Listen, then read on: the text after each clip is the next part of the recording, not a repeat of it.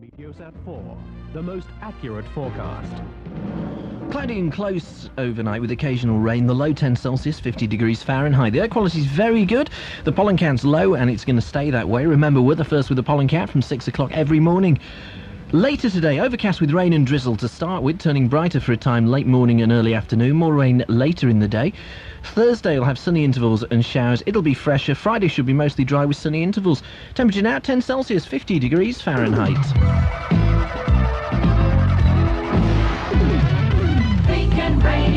Okie dokie, me old culture lovers, it's the Midnight Line on Beacon and WABC, and this morning, our guest in the studio, John Starkey. Hi Ian, how are you? I'm alright, I just reflected, it's a bit of a stupid thing to say that really, isn't it, guest in the studio? I mean, where else are you meant to be? Well, you never know, I might be in the van outside. Yes, okay, fair enough. Our guest in the van outside this morning, John Starkey. And John, tell everyone what you do. I'm a clairvoyant. That basically means that I simply see with the feeling that's inside instead of observe things with my eyes. Okay, and how do you do that? I don't know. It's fair enough. I just get things pop into my mind. To me, they're normal thoughts. Is that's it? the way it goes. Would you describe it then as an extension of gut feeling? Yes, definitely. I think once you forget what you see with your five senses and you begin to sort of feel what you see, then that's when it's some way towards describing it. So does everybody to a greater or lesser degree have that ability? Oh, definitely, yes. It's programmed out of us at school because we learn by logic and we learn that there's a formula for everything. And once you forget there's a formula and just go on to automatic pilot, then very often you can get down into the unconscious without realising it. There's a little bit of us that's deep down that we hardly ever talk about. There's a little internal bit of us that we know about. It holds our darkest secrets. It holds all the things that we really feel deep down and things that we'd probably never tell on the surface in the conscious mind. And it's somewhere in that direction. Do you have to get yourself into a particular frame of mind to sort of hone gut feeling? Can it be done? Well, try and relax and not try and aim at doing anything. For example, if you say to me, OK, produce something clairvoyant now, if I make a conscious effort to do that, I won't. I'll be a miserable failure. But if you say to me, well, sit back and here's a voice, tell me what you think about it, then I'll probably be quite successful at it. And how do you do this on the phone then? You just pick up things just occur to you? Yeah, on the phone it's easier. You see, in a one-to-one situation, you've got a person sitting there opposite you in the chair, so you obviously make subconscious deductions about them. You might think to yourself, well, this person's such and such an age, and they're male or female or whatever. And so you have to cut those out for a start, and you have to sort of get to the gut reaction. But on the phone, there's nobody there. All you've got's a voice in the background, so it makes it much, much easier. Takes the weight off me 5 days a week, I'll tell you. I've always found that face-to-face in a pub, quite often somebody's 6'4". Oh, yeah. So you watch what you say to them. Exactly. It doesn't really matter on a telephone That's line. right. You just come out with whatever's there. Absolutely right. The reason that I asked, was it possible to get yourself into a state, is that I'm notorious for suffering from gut feelings, right? And whenever I have a gut feeling about something, I follow it. Yes. No matter how stupid it might seem. But I've discovered, ever since I started motorbiking, that I get more gut feelings when I'm on a motorbike than anywhere else. I'll give you an example. Suppose I'm going down the Queen's Highway. Yes. And I've forgotten what the speed limit is. As happens on motorcycles occasionally. Occasionally, I say occasionally, it happens, I would say, more than could be accounted for by chance. For some reason, I just drop the speed. Yeah. I kill the speed. Yes. And what'll happen next is either somebody will come speeding out from somewhere without looking, or what's more often or more likely to happen is, as I go past a junction, parked deep in the junction is Mr. Plod. Yes. Now, am I seeing those before I'm seeing them? There are 3 very strong ingredients at work there. The first is that the adrenaline's running very strong because you're concentrating on something that you like and something that you love. You're trying to stay alive. Yeah, you're motorbiking, and part of motorbiking is trying to stay alive. It is trying to survive. Now, that's interesting because it takes us back to primeval roots, that when you try to survive psychologically, your senses suddenly become alive. They suddenly come into action. So you do sense things quite quickly. You don't always know why you're sensing them, and if you do get to the point where you consciously register it, then very often it'll switch off altogether, and that's the day that you overtake Mr. Plod and find that he's got the old radar trap there. The old book out. Yeah. So it's like a heightened awareness that our Exactly, primeval yes. ancestors would have had. Because Because I suppose in those days there was no radio to say, No. Stoneman Og, watch out, there's a dangerous leopard in the area. But neither did you know whether the other Stoneman Og was going to come and kill you, or whether you would survive, or whatever. You simply survived by partly the land that you lived from, and partly the existence that you got. You just kept going, and your senses were strong. And motorbiking is a very good example, that the adrenaline's running very high, and you're becoming very, very aware. Okie-doke, well that explains that for me, thanks very much. Now then, you do consultations, you do private consultations, Yes. Mm-hmm. and if you'd like to get in touch with John, do so during office hours. We'll give the number out repeatedly during the programme, because we have to really, because we're not paying him, so we'll just keep plugging it. The number is 0902 334 224, and you're very reasonable, I've heard. Oh, good. Incredibly reasonable, that's what I've heard. Very good value for money, that's what people have told me, John. So we'll give you that number again throughout the programme if you want to get in touch with John. We'll go to the lines now. I've got heaps of mail, and because we've got John on, we'll leave that till tomorrow. I'm running a tacky postcard competition at the moment, John. And there's one I found, I think it's probably the worst one I've ever had. There we go. Isn't that dreadful? Oh, very nice. Isn't that awful? Indeed, yes. That's from Anna and Phil Pode. Gosh. And it's a post box. What sort of mind would produce that, I wonder? Sick, isn't it? What really Very worries me good. is that whoever designed that photograph might, as we speak, be working on another one. Yes, the thing that worries me about it is you can't see whether it's ER or VR, and I suppose that makes a lot of difference, doesn't Certainly does. Yeah. Certainly does. Do you do readings by, like, handwriting? And Oh, stuff? yes, certainly. The one that fascinates me, that I haven't seen yet, is the black one that's second down on the pile there. This. That's it, yeah, that fascinates me a great deal. Don't show me the other side of it. Okay. But the feeling that I get about that is one where there's a certain amount of desperation that's taken place in an emotional situation, and where also the person concerned is about to make a very big move and a big change emotionally. But also, I feel that whenever this was produced, the person concerned was getting away from a lot of family difficulty and sort of hiding themselves away to recharge the batteries at one point. There's chaos around it, actually, which is what attracted me to it in the beginning. But I also have a feeling that there's somebody called Paul connected with it as well. Now, I don't know who it's from, I haven't looked at the card, but at the end of the day, there's a very strong connection there with a sort of chaos, a difficulty, and all sorts of unsettlement. But that card, for some reason, apart from all the others, attracts me very, very strongly. Probably because when it was produced, there was all sorts of problems around the person, and they're sort of standing out. But by now, whoever it is should have got their emotional life settled. Oh, well, that's some It good might be news. interesting to see. Who was it then? It's from, I was going to say it was from Ian Perry then, because it was addressed to you. It's from somebody called Elizabeth Wright at Low Hill, Wolverhampton. So, There you go, Elizabeth. That's you, that is. Okay, thanks for that. I'm saying nothing. Just keep my mouth shut. Okay, we'll go to the lines in a moment. Once again, that number, 0902 334 224. It's interesting what you said about colours, because when I was studying psychology, one of the sort of fringe personality tests, and I've totally forgotten the name of it. It was a, I think it was some Austrian geezer. Yes. But the basic idea was that you were given 6 or 7 colours, yes. and you were asked to put them in order of preference, Right. and so forth, and that, according to them, was a personality dimension. Yeah. But I'm not sure it's a personality dimension, but I think that we underestimate the importance of colours in the life. Definitely, yeah. The choices that are made in the experiments say that Desmond Morris did a little while ago with animals, with chimps, and choosing colours that suited them and choosing colours that made them feel warm and cold were very interesting. He transferred the same experiments then onto human beings, and they said they sort of indicated the same sensations, whereas a chimp would sort of touch a colour and appear to shiver. And that would be sort of seen as a kind of cold colour if you put them in that environment. And did it transfer? Oh yes, the human beings said, oh well, I think that's a very cold colour, I think that's a very warm colour. And yes, it's very interesting. There's a chap who in Coventry that wrote a book called Colourgenics, a chap called Stephen John. I don't know him very well, but I've read the book, and I believe it's quite a science, an inexact science, really. Yeah, it's certainly taken off. I mean, I'm going back 15 years. I'll look out for that for me holiday reading. Yeah. Well, I'll tell you what, we'll go to the lines, and we'll speak to Joe. Good morning, Joe. Hello? Joe, how are you? Okay. In yourself. Oh, all right. Fair to middling. Fair to middling. Joe, Yeah. tell us about yourself. But not a lot. Not a lot. Well, See that's it. what I I mean? don't want to give away too much, do I? Okay, nice day today, wasn't it, Joe? Well, it was, wasn't it? Well, Excellent biking what can I say? weather, really. I've just got married. That's the only thing I'll just say. Okay. I'm surprised.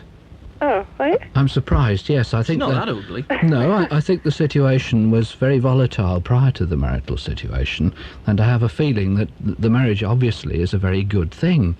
But I have a feeling also that you'll find it a more challenging situation than a settled one, too. I have a feeling that the challenge is on the side of the partner at the moment, because I think he'll reorganise his life ever such a lot. And I also believe that at the moment what you're going to have to do is to coax him towards what is for him a rather major opportunity.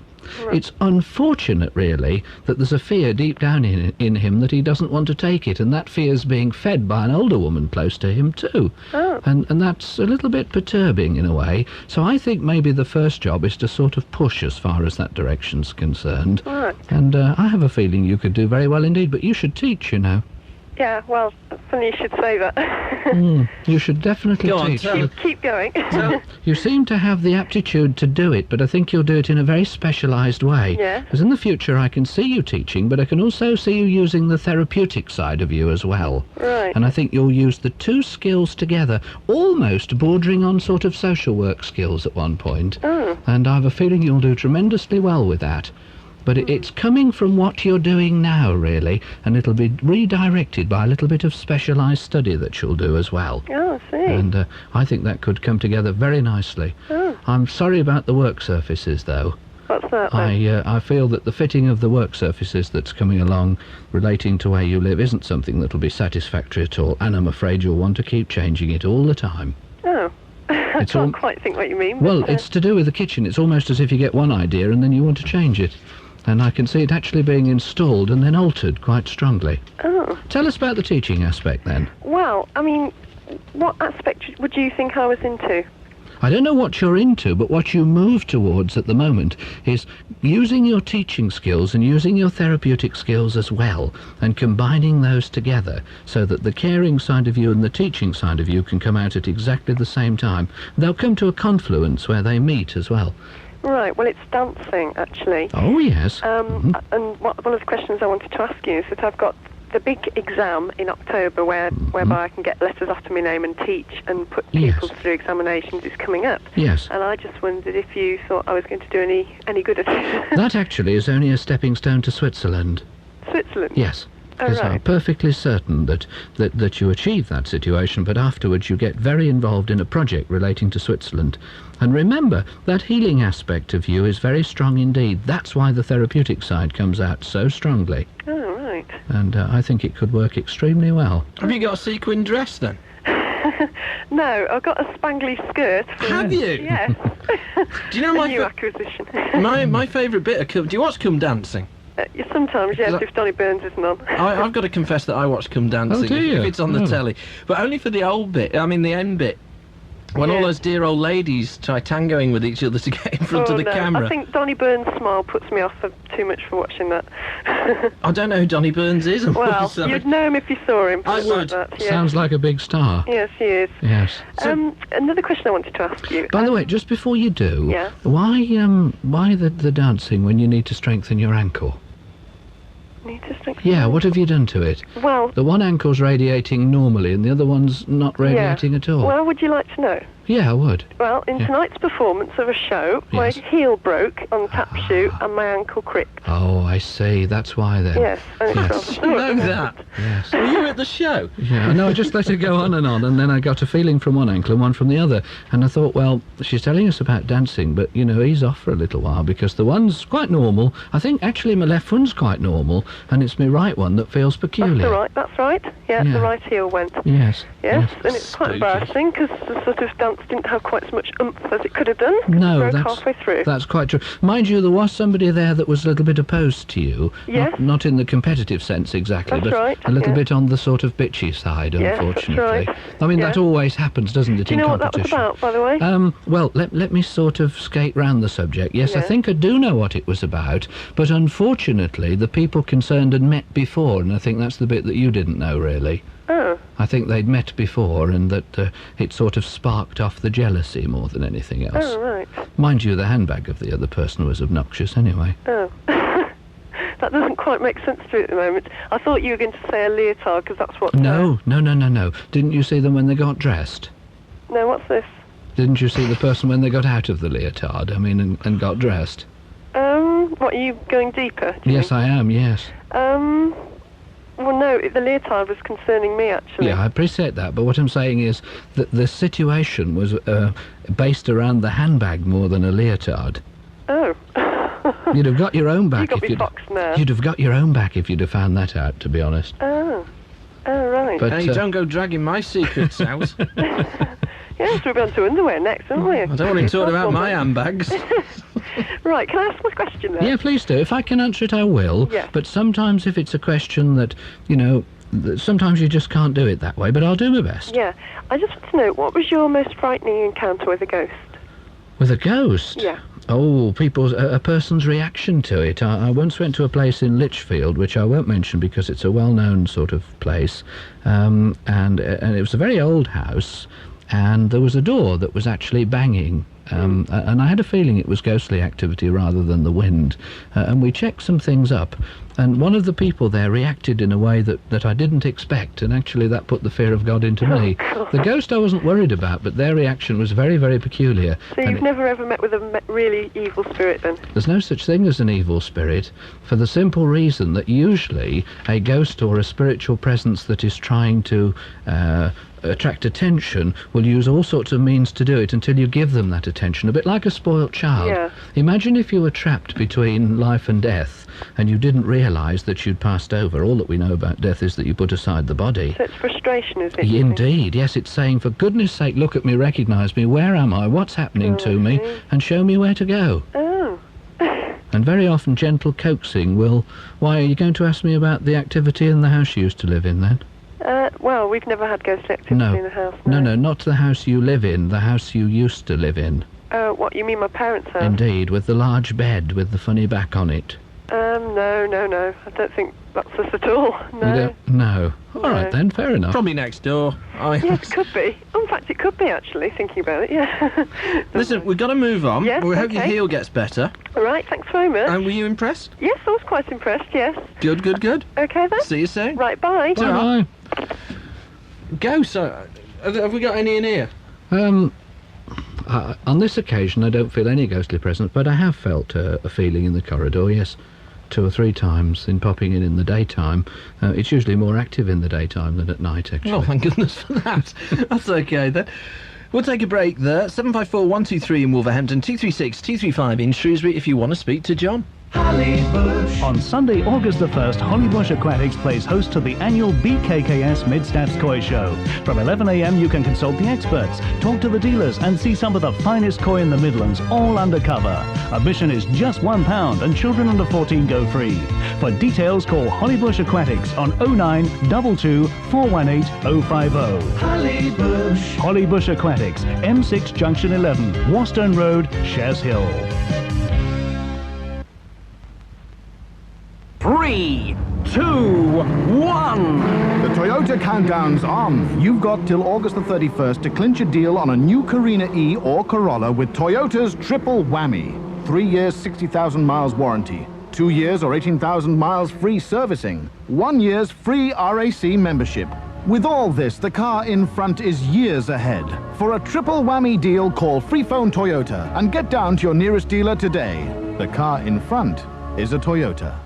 I love you. I'm sorry. Thank you. When it merits the occasion, you can rely on Harper's and Violet Miller, florists of distinction since 1886. Their shops in the Fountain Arcade Dudley and at Tividale Road, Tividale Worley can deliver flowers at short notice locally, nationally and internationally. A beautiful bouquet or arrangement made from the freshest flowers can be sent for any occasion. Harper's and Violet Miller have a large selection of silk and dried flowers too. Around the corner or around the world, when you need to send flowers, visit Harper's and Violet Miller or call them. The number's in yellow pages.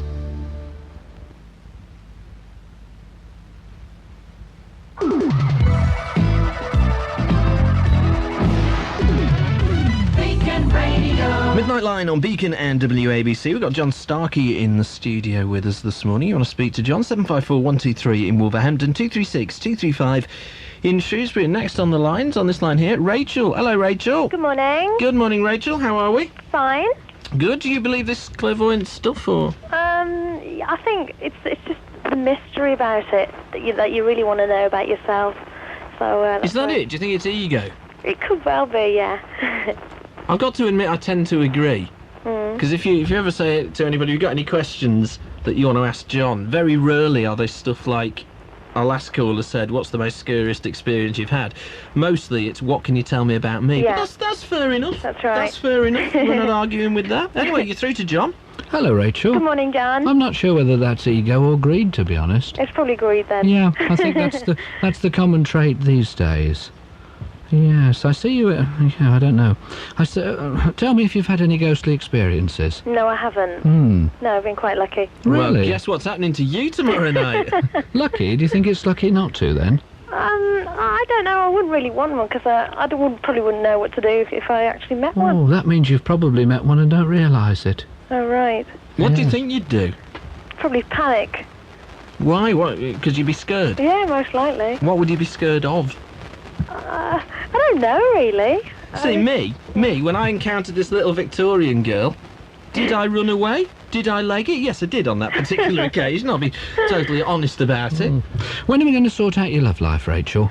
Oh, I don't know. That's a bit of a problem. I think the one from the past really is the one that's very interested at the moment, but I have a strong feeling that that'll only serve to bring you closer to a more current relationship.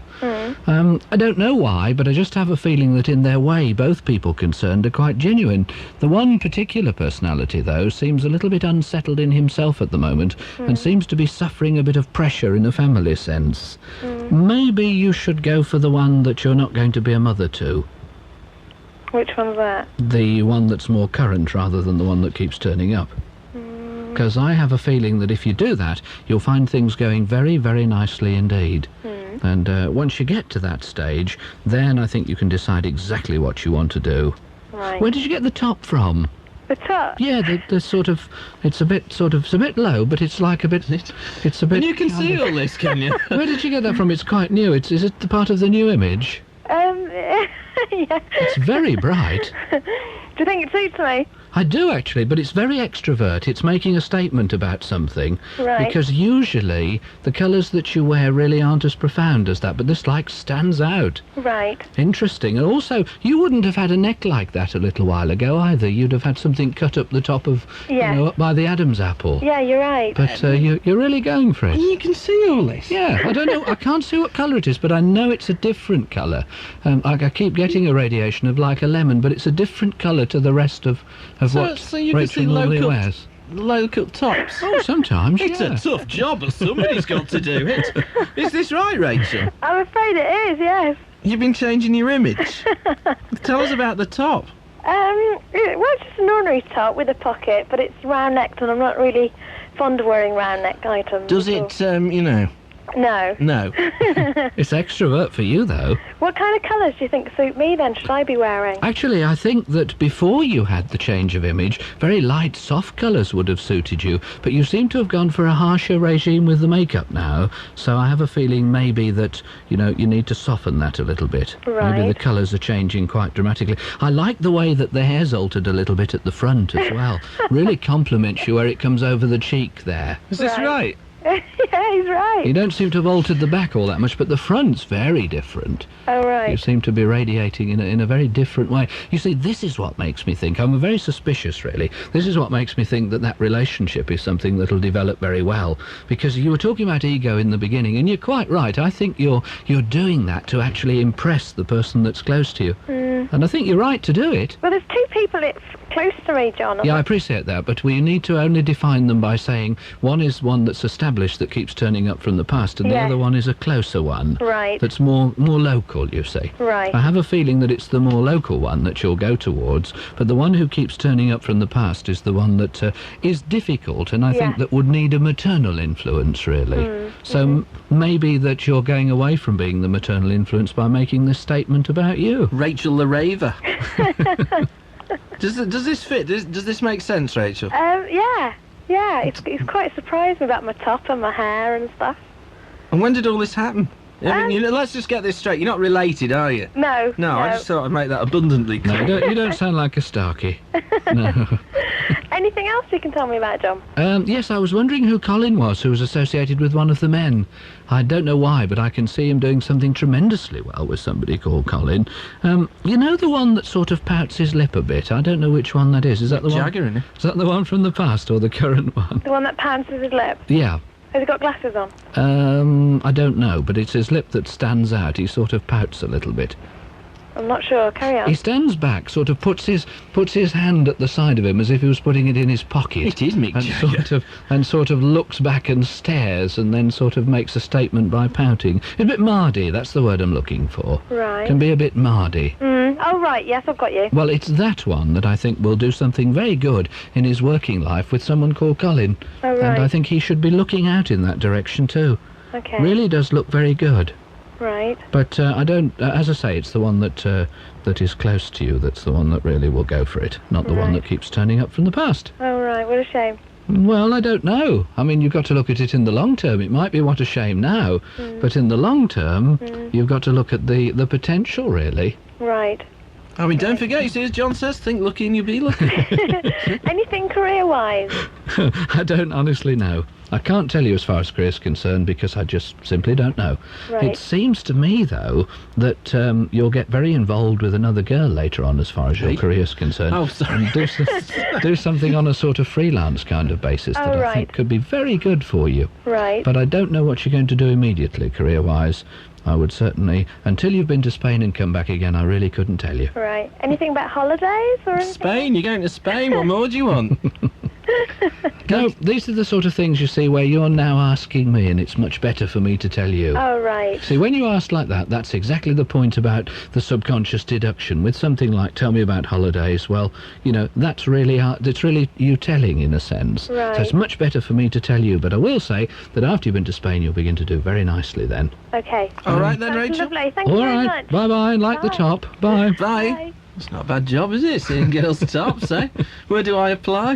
754-123 in Wolverhampton, 236-235 in Shrewsbury. It's the Midnight Line on Beacon and WABC. John Starkey, our guest in the studio this morning. I said it again, what a stupid thing to say.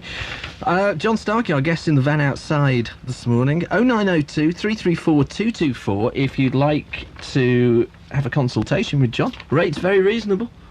Can't say further than that. Now, are you? We've got some calls lined up here, right? But are you drawn? We can either go to those calls, or is there any line that you might want to go to? I mean, if you don't, just say no. Go wherever you want. Okay, we'll go to this. Who's calling Beacon and WABC? Hello. Hello, it's Mr. David Cooper here. Hello, Mr. David Cooper. Hello. You through to John? Yeah. Hello, can I call you David? Yes, you can. Yes. Oh, good stuff. Nice to talk to you. Nice to talk to you. Have you had any ghostly experiences, David? Not as far as I know. No. No, what I wanted to find out was when I was 17, Yes. I went to a seaside and I went to a clairvoyant. Yes. And I was wondering whether they both said the same thing. What the clairvoyant has said up to yet has all come true. Yes. Where did you go? To Blackpool, was it? No, Rill. Oh, to Rill. Oh, Yeah, it was an old lady. Yes. Was she on the front at Rill? Yeah, just off the front. Oh, sounds like Madame Gold, that does. She was there for many years. Yeah, it was an old lady, it was. Yeah, appropriate name, really. But yeah, she was there for many years. And you're wanting to see if we can match up to the sort of same situation, really? Yeah. Well, she was certainly right about the emotional side of things, I think. The change of direction there was very strong, and the sort of unsettlement with the love life was very strong indeed. Yeah. I'm not sure, though, whether the business that she mentioned to you was the business that is involved now, or whether it was something to do with the licensing trade. I'm not absolutely certain, but I have a feeling that the working side of things will take you towards a business and later on involve you very strongly with the licensing trade. But I think she was dead right about what happened with the love life side of your life, don't you? Well, up to yet, yeah. Yes, I think also that The relationship, if anything, in the immediate future seems to get a lot stronger. But I think you need to get the past away from you, because it's putting the jitters up you a bit. It's almost as if the past is something that's created quite a bit of unsettlement for you, and I think it's standing in front of what you want to do now. You seem, David, to have always had a heck of a lot of potential going for you. You've always been the sort of person who's known how to make your way in life, but unfortunately hasn't been able to do this recently because of sort of fears that have crept in from the past. So how are we going to get rid of those? Well, I don't know. There's a fear of the job at the moment. Should we sort your chest out, do you think? Pardon? Should we sort your chest out, do you think? What, smoking? Your chest seems to be a little bit on the downside at the moment. Yeah, it could be, yes. Could be that I'm smoking too many. Well, I don't know what's causing it, but there's a little bit of a problem relating to the chest. I wonder if that's stress-related. Yes, it could be, yes. Did I glean that you were asking me a question about work, then? Yes. Well, don't you realise it's going to stop? What, work? Yes. It's going to stop? Yes, don't you realise that you're being programmed towards a situation where your work stops, so that afterwards you can actually then take on a business situation? Well, I've actually thought about doing that. Yes, I'm absolutely certain that that's what you'll do. But you see, you'd never do it, David, if you weren't pushed to do it. And it's only the trouble and the controversy with your work that will push you to do it. So I think that all this hassle that's in front of you and that's building up now is meant to be, because it actually gets you to getting that business off the ground. And I think it could work very well. Yeah. There's a man who's dead, who used to ride a bicycle quite a lot, who's very close to you, that's helping you an awful lot. I see him riding a bike. He was a very dogmatic sort of character. He didn't always know how to express his feelings, but I think he did have very deep feelings, and he seems quite concerned. I think he'll help you quite a bit. You were on about the licensing trade? Yes, I was. Yeah, well, when I was, 19, 20, I did go in... I did go in for the licensing trade. Yes, it's strange that it'll go full circle, I think, and bring you back to it as well. Yeah. Is there anything else? No, I don't think so. I was just about to say that... Quite enough, isn't it? What more do you want? I was just about to say that the connection with the licensing trade will actually bring you to Kidderminster, strangely enough. But that's full circle, of course. When the job's stopped, you've done the other little business, and then you'll get that off the ground. I like it very much. Okay. What's making the bottom of the conifer trees brown? Pardon? What's making the bottom of the conifer trees brown? The conifer trees? Yes. It could be some weed killer which I've put on. It's quite unusual for them to go brown for no reason like that. I could see 3 smashing little conifers, and the one in the middle is browner than the ones on either side. And I have a feeling, maybe look at those, David. Maybe look at what treatment you're putting towards those. So you do have conifers, David? Yes, we do have conifers, yeah. All right, David, we're going to move on, mate. Yeah, Thanks for your call. Yeah. Cheers, David. Bye-bye. Bye. Another satisfied customer, John. Sounds like it. We'll be back to the line, 754-123 in Wolverhampton, 236-235 in Shrewsbury. We've got Jean to speak to, and we've got Vera to speak to, and we'll speak to them after these.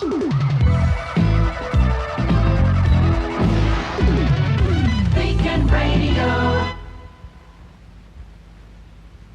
Hollybush. On Sunday, August the 1st, Hollybush Aquatics plays host to the annual BKKS Mid-Stats Koi Show. From 11 a.m, you can consult the experts, talk to the dealers, and see some of the finest koi in the Midlands, all undercover. Admission is just £1, and children under 14 go free. For details, call Hollybush Aquatics on 0922 418 050. Hollybush. Hollybush Aquatics, M6 Junction 11, Wastern Road, Shares Hill. 3, 2, 1. The Toyota countdown's on. You've got till August the 31st to clinch a deal on a new Carina E or Corolla with Toyota's triple whammy. 3 years, 60,000 miles warranty. 2 years or 18,000 miles free servicing. 1 year's free RAC membership. With all this, the car in front is years ahead. For a triple whammy deal, call Freephone Toyota and get down to your nearest dealer today. The car in front is a Toyota. I love you. I'm sorry. Thank you. When it merits the occasion, you can rely on Harper's and Violet Miller, florists of distinction since 1886. Their shops in the Fountain Arcade Dudley and at Tiverdale Road, Tiverdale Worley can deliver flowers at short notice locally, nationally and internationally. A beautiful bouquet or arrangement made from the freshest flowers can be sent for any occasion. Harper's and Violet Miller have a large selection of silk and dried flowers too. Around the corner or around the world, when you need to send flowers, visit Harper's and Violet Miller or call them. The number's in yellow pages.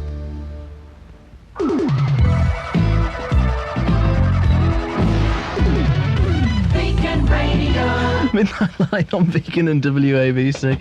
It's a shame you can't be privy to the conversations during the ad break. Privy was actually quite a good... Yes, quite a good description. Sorry about that. Yeah. We can't tell you that, you see. You have to be John Major to be taped off her. OK, next on the lines, on this line here, we got Vera. Good morning, Vera. Oh, good morning, Ian. Good morning. You're through to John. How do you do, John? Hello, Vera. How are you? I'm very well, thank you. Good. I like the little place with the ford in front of it. The ford? Yes, I can see a smashing little village that's got a ford leading up to it, and I think you'll do very well there. I don't want to fly under any false colours at all. I know that there's a link that you have in a psychic sense, and I think particularly that's very good. But I think that it's partly that you'll get led to that little village too, and I've a feeling it could do you a great deal of good. Uh-huh. So prepare yourself as much as you can. I like also the activity that comes from your aura too. That seems to be very strong activity. And I have a feeling that you should perhaps look at the healing side as well, because that healing side is in fact very strong indeed. Thing that fascinates me about you though, Vera, is something that I think probably hasn't happened yet, but is about to during the next few days. That is that I see you going to a place where there's a lot of objects that look like antiques and little objets d'art and all sorts of things, almost as if you sort of mill through a situation. And the one thing I can see you looking at is a rather exquisite mirror. Do you like antiques and things? No, not particularly. Don't you? Well, I wonder what on earth you're doing there, because I'm quite certain that you are. Tell me about this activity with your aura, then. Well, which activity is that? Well, I believe you were talking last night on the programme, weren't you, about dreams and things? We were analysing dreams last night. Were you listening in? Yes, I was, yes. Oh, that's interesting. Yes. And how did you find the analyses? Very interesting, very accurate, I would have thought.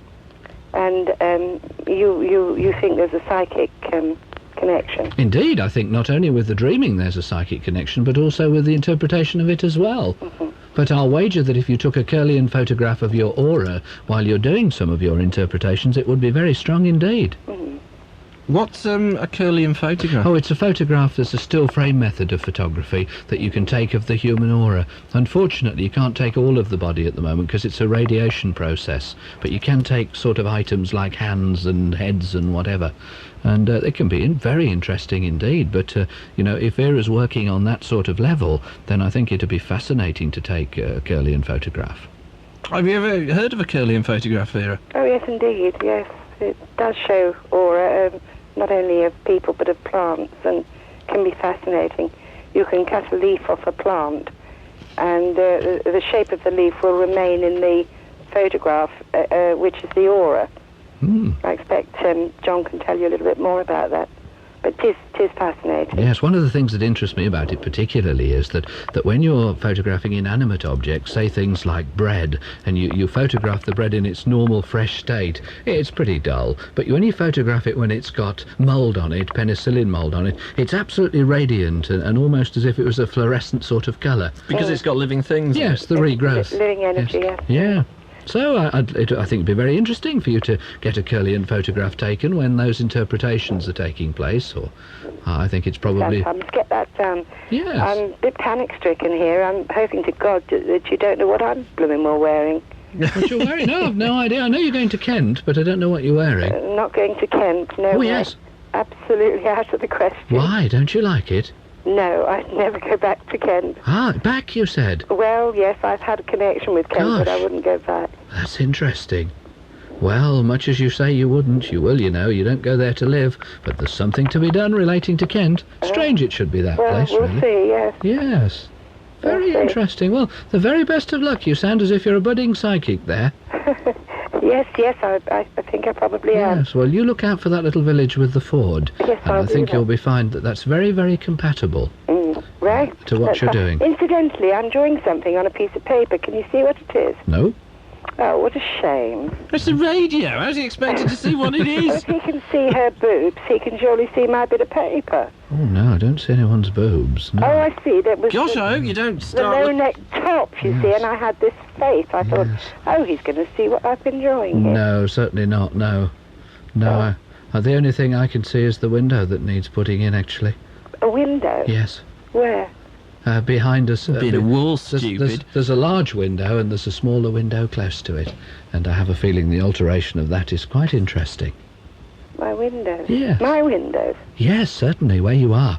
Oh, I don't know what I'm going to do to those. I don't think you'll do anything to it, but I think it needs to be Someone's going to throw a brick through them. No, I think there's one that's already got an abrasion. But then No, they're perfect. But then you'll have to look, Vera, won't you?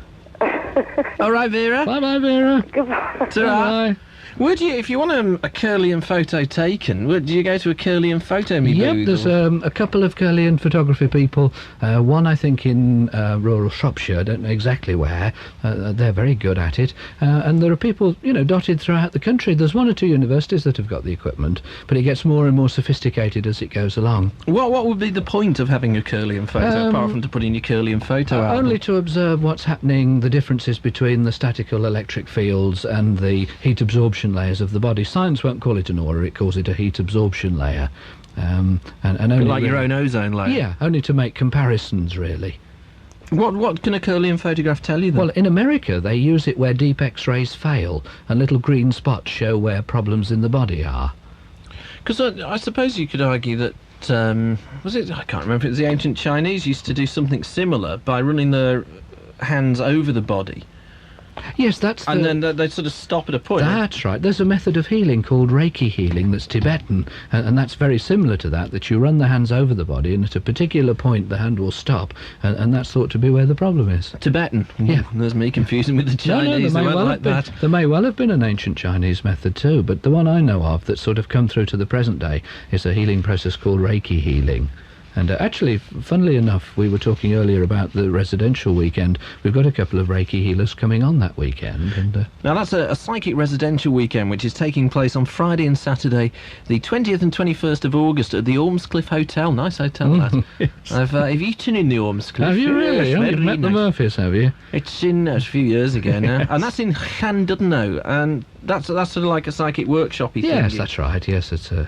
it's funny we were talking about Reiki healing because a couple of the people who are sort of talking, stroke lecturing, workshopping there are Reiki healers. Okie dokie. And if you want to get in touch with John to ask him about the Physikic weekend, or indeed have a one-to-one consultation, the number again, 0902 334 224.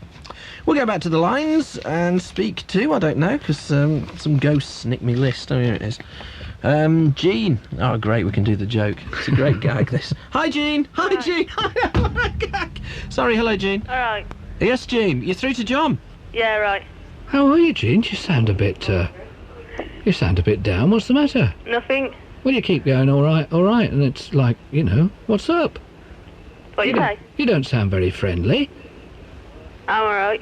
No, I think you're being wound up, aren't you? There's somebody close to you that's winding you up. Don't they want to talk instead of you? Who? The person that's with you. Nah. Well, really? Is there somebody with you, Jean? Yeah, my parents. Oh. Have you been put up to this? No. You wanted to do it yourself? Yeah. Do you ever answer any question with any more than one word? Yeah. When? I think you asked for that one. When? Will it be before 1 o'clock? Yeah. Okay. Oh, you see, I'm not entirely sure there's a lot John can do for you, because you've got to sort of communicate with him, Hello? Hello. Have you had any ghostly experiences, No. Jean? You haven't? She's done it again. What have you had, Jean? What do you mean? Well, what interests you in the subject? What, are you ringing her? Yes.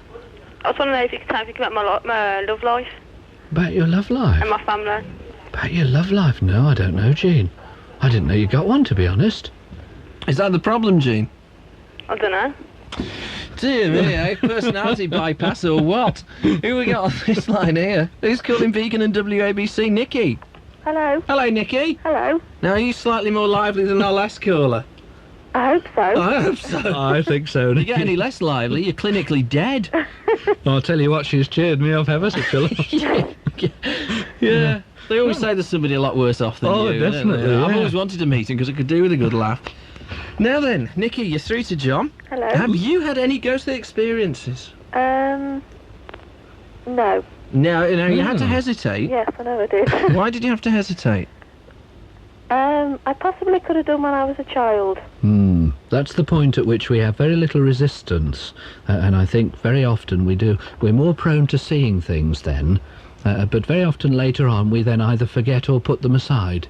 Yeah. And I've spoken to a lot of people who've had ghostly experiences, and they tend to distort them a little bit afterwards, because there's something in the unconscious that says, oh, for goodness sake, don't accept it, because once you accept it, you're thinking differently. I suppose it's like any event, really, that's a bit traumatic. We tend to alter it a little bit afterwards. What happened? I'm not telling you because you'll laugh. I won't laugh. Do I strike you as the sort of boy who would laugh? I'll tell you what, I'd be more likely to laugh if you said yes or no. Much more likely to laugh. No, I promise I won't laugh. Promise on my Liverpool scarf. Well, I was... All right, on my motorcycle. On your motorcycle. On my motorcycle, on the name of Triumph Motorcycles, UK, England. That's big swears, that is. It is, isn't it? I'll have Big to bucks tell you discount now. on the next bike I buy that. Go on, tell it. I promise I won't. I must have been about 4 or 5. And it was in the winter months, and I used to go and share a bedroom with my brother because his bedroom was warmer than mine. Yeah. And I woke up one night, and whenever I needed to go to the toilet, I used to shout for my mum. And I can remember going to say her name. I didn't actually say it, I just took a breath in to say it. Yes. And I heard a voice say to me, I can remember it vividly in my mind now, "What's the matter, Nicola?" And I thought, oh my God, and I went to say it again, and it still didn't come out. And this voice said again, "Don't worry, Nicola." And then at that point I felt like somebody had dropped a sheet over the top of me. And that was it then, I just screamed blue murder. That's fascinating. That really is an interesting Far experience. from actually laughing, I got goosebumps. Was it Nancy? No. Did she identify herself? No. Because there's somebody called Nancy that's very close to you. Do you think somebody around you in your family would know who that was? Nancy? Yes. She died of cancer, actually. And seems to be very close to you indeed. I'm not saying it's relating to that experience, but while you were talking, I was getting very strong radiations from her. It was almost as if she was trying to bring settlement in the family side of things and help an older lady close to you with problems with her chest as well. I have a strong feeling that there's forces at work there. Hey, do you know a Nancy? My dad had an auntie Nan, but I don't know whether her name was Nancy or not, and I don't know whether she's still alive or not. No, perhaps you could find out from your dad. That'd be actually, very interesting. How's his leg, by the way? My dad's leg? Yes. You go ever so quiet occasionally. We don't want you to go and count them, we just want you to tell us how they are. They're all right. What about the left one? It's all right. Get him to look after it, because I can feel my funny radiations again in the left leg. Oh, right. When you were talking about him. In your left leg or his left leg? Well, that's how it picks up, you see, in his left leg, but I get a little flutter in my own, you see. Oh. So you sort of take on the condition a little bit. Right. But do find out about that, Nancy. I'd be fascinated if you could let me know afterwards. Yes, I'd be really pleased to know about that, because I have a feeling that she seems to be working very strongly. You had a thing when you were a child as well about the curtains, apparently, and what made me think it might be her was because she knew about the curtains. What was it, you didn't like them closed or something? Yes, I didn't. I used to have them open a little bit. Yes. She knew about the curtains, and that's what put me onto the track, really. And so I sort of said in my mind, who is it? And she said, oh, it's Nancy. So I have a feeling that she probably knows what she's talking about. Also, you mentioned your brother as well, and at the time that you were talking about it, she mentioned to me that he used to be very prone to sore throats. He was always getting sore throats. Yes.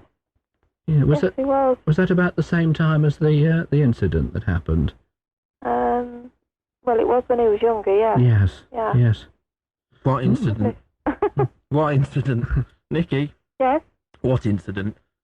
What incident? The one we're talking about. Yes. Is what I That meant. one. Yeah. Okay, fine. Yes. You want to Yeah. talk about it? Yes. That's fair enough. But no, I meant we were referring to the incident Oh, that yes. Nicky described. Oh, didn't she say? yeah. Right, yes, sorry. Wait up, Ian. Yes, sorry. It was a bit like being Bruce Grobbelaar in this show. You know, you're out of action for long periods of time. But yeah, see if you can find out about Nancy. I think Yes, she's I will. fascinating. She's telling me that your dad apparently has a photograph with her on. There's about 4 or 5 other people on it, and she's got a little case at her feet. It looks like a holiday photograph, a snap or something. It's got pencil on the back. Right. And I don't know where it was taken, but there's a man there with very wide trousers with turn-ups. They look like sort of bell-bottom trousers. And he's a very upright man with a moustache, and they all seem to be in a little group together. Right. So, but what put me onto it was the sort of curtains thing that she said, oh, well, you know, I remember about the curtains, tell her about that. The curtains were drawn, but the furniture was real. Listen, Nicky, we've got to move on. Yeah, But okay, if then. you would check that out for us, we'd be Yes, jolly I will. grateful. Yeah. Nice Okay, to talk then. to you. Yes, okay then. Bye, Thanks very Nicky. much. Bye-bye. Bye. Ta. One thing, I've been reading a book recently on, it's actually very badly written, which is a shame, because it's quite an extensive book about ghosts in the UK. Yes. It doesn't attempt to explain things, it just says this is what's seen. Yeah. There's 2 things that's wrong with it as far as I can see, actually 3 things. First of all, the guy who wrote it's a radio presenter of a late night radio show Oh, right. in Newcastle, and he claims that his is the biggest in the UK, the radio show. Oh, I see, yes. Because he says he got 50% of the audience. Well, we've got 60, so he's Oh, lying well, on. He's yes. lying on that. Yes. The other thing is that a lot of them are sort of in 1712 and that sort of thing. Yes. But there is if you delve through it, there is the odd interesting one. It's not the best ghost book I've ever read, but there's 1 or 2 quite interesting ones. And one of them says, basically, the story suggests that you don't necessarily have to be dead to be a ghost. Oh, no, that's quite true. You see, you have to look at the theory that, well, the fact, actually, that when we die, all we know is that we put aside the body. Now, it's thought that everything else continues in exactly the same way. So, for example, there is a part of us now that's flesh and blood, and there's a part of us that's spiritual, if you like. There's a counterpart body. Many people believe that there's another body that exists that's a magnetic body. If, for example, a surgeon amputates a leg or an arm, very often you can feel the feeling in the space where the arm was, just as if the arm was still there. And we get many incidences from hospitals where people have been in accidents and lost little bits, maybe a bit of the finger, and they've said, you know, nurse, I can still feel my finger. That's right, phantom amputees, they're Yes, called, aren't they? that's right. Well, the one I was reading was actually quite local. It's I can't remember the village, but it was a lady in Shropshire, a girl in Shropshire. She's dead now, apparently. Yes. And I'm very sorry if you're listening to this and you're not, and they got it wrong. It must have come as a bit of a shock to you. But she was knocked over by, I think it was a car or a bus or something in London. Yes. In the early 70s. And unfortunately, her spine was severed. Yeah. And she spent the rest of her life sort of unable to sort of feed herself or whatever. But she would quite often be spotted walking round outside her local pub in the high street. Yeah. And yet all the time she was sort of at home. Now, that fits in with another theory. That is that it could be that the spirit can leave the body before the body actually ceases. Very often it's thought that people who sort of die in pain in hospital, that's just the sort of remnant that's left behind after the event, and actually the spirit's gone a long time before. It'd be a sensible thing to do if you think about the design of the body. You would want something in it that sort of gets you out of the nasty bits. Absolutely, yeah. And I think that I'm a great believer in the theory, actually, that there is a counterpart body and that you can be spirit now. That comes back to a very moral sort of situation as well. That if this is the case and we put aside the body at the time of death, and we live on afterwards, let's say we live on in exactly the same way but we don't have the body, is it worth doing all the nasty things that people do now? Because at the end of the day, you've still got to live with them, whether you got your body or whether you haven't. True enough. Good moral question. Make a good midnight line. Yeah, That's a very good midnight line. Okay, we'll go back to the lines. I don't know. Who's on the next line? Leds? Lou? Oh, right. Yes, sorry, you did tell me. It's my fault. Monica. Hello. Hello, Monica. Hello. Hello. How are you? I'm very, very well, thank you. That's good. It's a lovely accent, lovely voice. You sound at least vaguely alive. Well, I'm trying to be. I'm a bit tired. I like the sound of Monica, actually. Yeah, where are you calling from? Penn. Oh, that's quite local, isn't it? Down the road. We could Yes. jump on the back of my bike, John. Oh, We could my be neck, down there yes. for tea and crumpets. Yes, absolutely. Right, I'd like to ask you, when did you first Does that mean we can't come? I'd just like to ask you, when did you first realise that you've got this sixth sense? Well, I didn't have a conscious realisation of it, because the problem is that when you think in a certain way, you think everybody else thinks like that as well. But I became the sort of peculiar kid that you don't sit next to at school, the little introvert child who, you know, other people don't sort of particularly mix with because they're not very interesting. In fact, it was very interesting for me because I sort of went insular. I sort of looked from the inside, and I think it was a coincidence, if you like, at that point that I started to look from an inward point of view. So I don't know, Monica, if there ever was a conscious awareness of it. Right. Doesn't it sometimes scare you, though? No. I think what scares me more than anything is the people that are alive rather than people who are dead. You know, what I see with my physical eyes scares me a lot more sometimes than what I see with the other sort of eyes. Right. Do you sometimes, like, see a person and say you sense something bad about them? How do you tell them, or do you just, like, keep it from them? You mean something bad as in you're going to die next week? Well, maybe not as harsh as that, but something like that. Yeah. Well, you don't. At the end of the day, what you would do in that situation is to try to make the best of what was there and to say, look, this is what I can see. Do you think it'd be a good idea to get things in order and sorted out and shaped up at the moment, or something like that? Right. It's not the business of frightening people, because, look at it this way, if you did say that to them and they were going to go next week, then psychologically you might have made that situation happen. I've often wondered about that. You know, when somebody goes to the doctors, or they go to the surgeon, and the surgeon says, I'm very sorry, you've only got a month to live. Yes. I wonder if the surgeon hadn't bothered saying that, whether or not they just sort of go on indefinitely. Well, we know that the settlers in the Amazon basin who sort of get involved in voodoo and things like that often lay their curses by saying, on such and such a day, you won't be with us. And so that the psychological pressure builds up, and it almost becomes a self-fulfilling prophecy. Yeah, 90% of cases it comes to pass. I'll tell you what, Monica. Yeah. You hang on there, right? Right. Because we're going to take the news, Okay. and then we'll speak to you some more after the news. Okay, then. Because we like your voice. We like the sound of you, Monica. We think you're all right. You are, Monica. All right, then. Speak to you later. Well, okay, don't put the phone down. All right. Then. Just stay where you are. There we go. All right. We'll have more of John and your calls after the news at 1 o'clock on Beacon and WABC's Midnight Line. 754-123 in Wolverhampton, 236-235 in Shrewsbury. The lines are jolly busy, but there's only one way to get through, and that's to have a go, as my dad used to tell me when I was a kid. If you'd like a consultation with John, 0902 334 224 during office hours, please. And there's a psychic residential weekend taking place on Friday and Saturday, 20th and 21st of August at the Ormscliffe Hotel in Llandudno. And John's got the details to that. Once again, 754-123 in Wolverhampton, 236-235 in Shrewsbury, and we will be right back to the lines after we've taken the news. Beacon Radio News.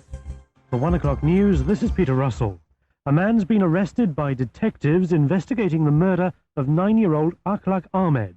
The young single man was detained at a house in Slough and taken to Maidenhead Police Station in Berkshire. Claire Gribben reports. The arrest came after a major breakthrough in the murder case. Detectives discovered some of Akhlaq's clothes in a stream close to Salt Hill Park in Slough, where he was killed.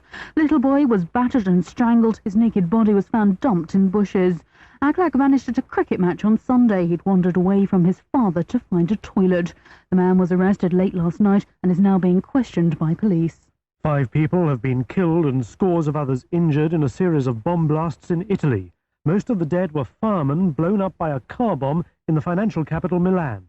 From there, Grant Benson reports. The first explosion in Milan appears to have been a trap. An anonymous phone call to the city fire brigade reported a burning Fiat Uno outside the former royal palace. With the arrival at the scene of the firefighters, the car exploded, killing 5 people instantly.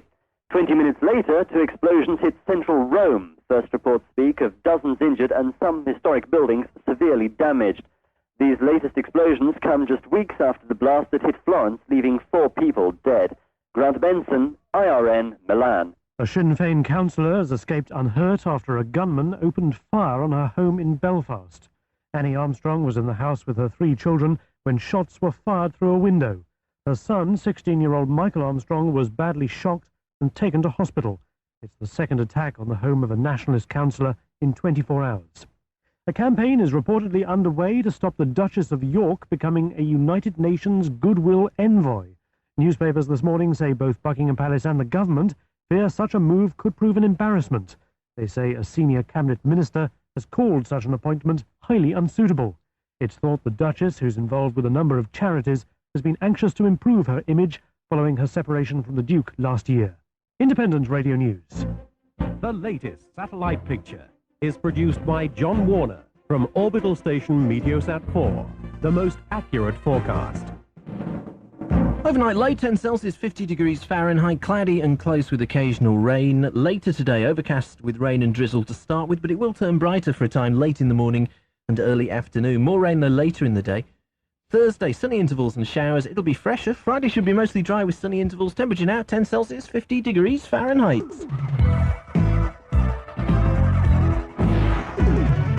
Beacon Radio. Midnight Line on Beacon and WABC. In the studio this morning, making a very welcome return, because it means I hardly have to do anything for 2 hours. It's like a day off for me this. We got John Starkey. Hello again, John. Hi. And we were talking to Monica, weren't we? And we liked Monica. We did. We liked Monica. We liked yes. Monica. Good morning. Hello, Monica. We like you. We do. Yes. Right. I was just wondering, the last call, well, a couple of callers before, you said to her you might go to Spain, and from Spain, yes. You'd get on really well. Yes. Do you sometimes think that someone consciously goes out their way just to do whatever you've told them? No, I don't think so. It's easy to think that, but at the end of the day, I think life's a predetermined pattern, and what's going to happen will happen anyway. So what's going to happen to me then? Well, before John, that's very good, but before John talks to you about that, I would say, I don't know why, but I've just written this down. I mean, no, I'm psychic or anything, but I would say that you should do psychology. I've done it in the past. I really think you should do it because you've got the right mind for it. It's nothing to do with because of the way your ability to be able to question, mainly. Sounds Yes. interesting. See, it's interesting with that theory that after a while it'll go round full circle, because first of all you'll say, well, somebody will do it because you tell them, and then the next step is that you'll say to yourself, well, would the person do it because I told them, or were they going to do it anyway? So you come back to a wonderful sort of infinity kind of situation. But the nice things often aren't the things that are apparent. They're the little silly things that you say in between that sort of slip out, that are often the ones that really bring things together quite well. But with regard to your other question, Monica, I don't know. I honestly don't know what will happen in your future, except one hell of a big upheaval in the immediate future that I think will suddenly transplant you to another place altogether.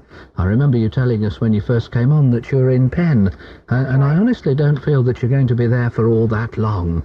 In fact, I have a feeling that with what stirs in your emotional life, you'll find yourself doing very well and actually getting involved in another area altogether, and I think that'll cause confusion in a family sense too. I think you'll get a bit of pressure put upon in that respect. I'm not sure I like the boy racer, though. Sorry? I can sense someone close to you that drives a little fast.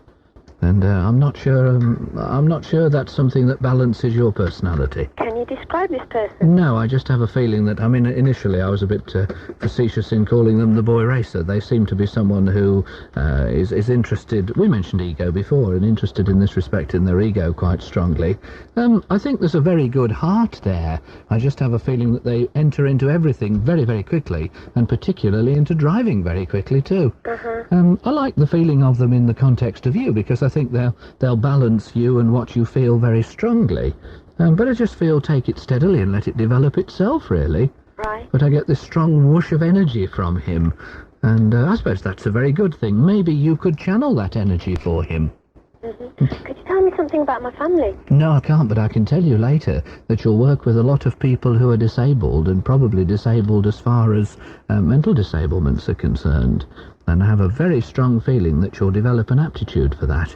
It's almost as if you've got a compassion and a caring part of you that's very strong, and I can actually see you. I don't know whether you take it on a kind of voluntary basis, or whether you'll do it on a more professional basis than that. And I have a feeling it'll go ever so nicely. Right. Family, the only thing when you say to me family, it sparks off the word conflict. And I think maybe that's part of the change that happens in the near future too. Right. Mind you, I like the house you go to with the stone in front of it. It's got like a stone fascia on it, and I have a feeling that'll do you ever such a lot of good. You'll get ever so drawn to it, and I think at that point you'll like it a great deal. Can you describe the house at all? Yes, it's got a stone fascia. It's been altered, particularly the windows have been altered. It's got a very thick front door. It's had a modern area put onto the back of it that's actually formed a kitchen out of what used to be an old bogey hole, I think. I can't think of any house like that. No, I didn't suggest you could. What's a bogey hole? Oh, don't you know what the bogey hole You is? put your bogey. Oh, yes, they have those in the black country. You used to put the coal in there and the toilet in the other side. Yes. Okay, that's a bogey hole. Yeah, I think they got called the bogey hole because kids used to think the bogeyman was in there. Oh, fair enough. Yes. Fair enough. Yeah. Okay, Monica. Okay then, thank you. Bye, Monica. Bye. Bye. I hope she listened to that because... I'm sure she did. Yes, good. I'm sure she did. A very inquiring mind now. Yeah, indeed, yes. Frightening that in kids, isn't it? I can Oh, it is, that. I hate my nephew. I hate him. He's 7, and he asks you questions that you can't answer. Yes, I know the sort. Yeah. And then looks at you like you're stupid because Yes. you can't answer them. Yes. Okay, who we got on the next line? Hello, Jane. Is this Jane? Yeah. Hello, Jane. You're through to John. Hello. Hello, Jane. How are you? Cold. Are you a bit tired? Yeah. You do sound a bit tired, I have to say. I'm in a phone box. Oh, are you? Oh, gosh, that's good of you to go and phone us from a phone box. I was lying in bed and I thought, Really? Well, now, hang on a minute. Which one are you in? Are you in the phone box that's near to the cul-de-sac? Yeah. You are? Yeah. All right, let me have a think, see what else we can pick up. Now, there's a canal that's not far from it. Yeah. Okay. And look in front of you, right hand. You know where they have that thing, the square thing, that usually has telecom on it or something? But that's not it. That's not there in its entirety. But underneath there's a little rail. Are you with me so far? Well, yeah. This is a typical phone box I'm just describing. It isn't what I'm seeing is you there, but I'm trying to make a point. The point is that there's an abrasion in the paint there. There's something that's rubbed that's in the shape. It looks almost like a miniature shape of Australia. Oh. It's a little sort of rubber hat mark. So you're in the one by the cul-de-sac that's not far from the canal. Right, yeah. You sure? Yeah. Okay. Excellent. Have you had a look for the abrasion then? No, it's a bit far. Put your right hand out. Yeah. Okay, put your right hand on the flat surface in front of you. Yeah. Go down. Mhm. Okay. And along a little bit to your left. Yeah. Now, can you feel the paint different? No. You can't. All right, fair enough. Fair enough. She's spooky. How did you know that? Oh, no, I'm not even going to ask. I'm just giving up. I just So what made you come out to a phone box to phone us? Well, I'm interested in this kind of thing. I'm ever so pleased. That's really flattering, that is. I like that. I was lying in bed, actually. Were you? Yeah. Oh, right. Now, Excellent. I'm really into clairvoyant. Yes. Well, actually, my whole family is. Oh, that's nice to hear. Why have you altered the bedroom recently? Have I altered it? Or No, why have you altered it recently? I haven't altered mine. Yes, the bed's in a different position. No. Come on, you're giggling, you little devil. Oh, no, I'm on about my kid's bedroom. I've altered that one. Have you? All right, then. That's fine. Tell us about your interest in clairvoyance, then. Well, I see as many as I can, actually. Yes. And, excuse me, I've got a bit of a cough. Do you think that's wise? Don't you get confused if you see a lot? Well, I don't know, because, I like them to, try and tell me as much as I can. Is it the thrill you go for, or is it actually the contents of what they say to you? Well, it's actually what they're going to say to me, Yes. what's going to happen in the future. Good. That's what I'm more concerned about. Good. Because, a lot of bad things have happened in the past, and I want to know if anything good's going to happen in the Oh, I see. Well, I can give you a little tip as far as that's concerned. If you want good things to happen in the future, pretend that the only thing that's real in this life is the moment we live in, and you live for now. Because if you live that for the full, the future will be absolutely super. Oh. The little child that's passed over is very close to you as well, you know.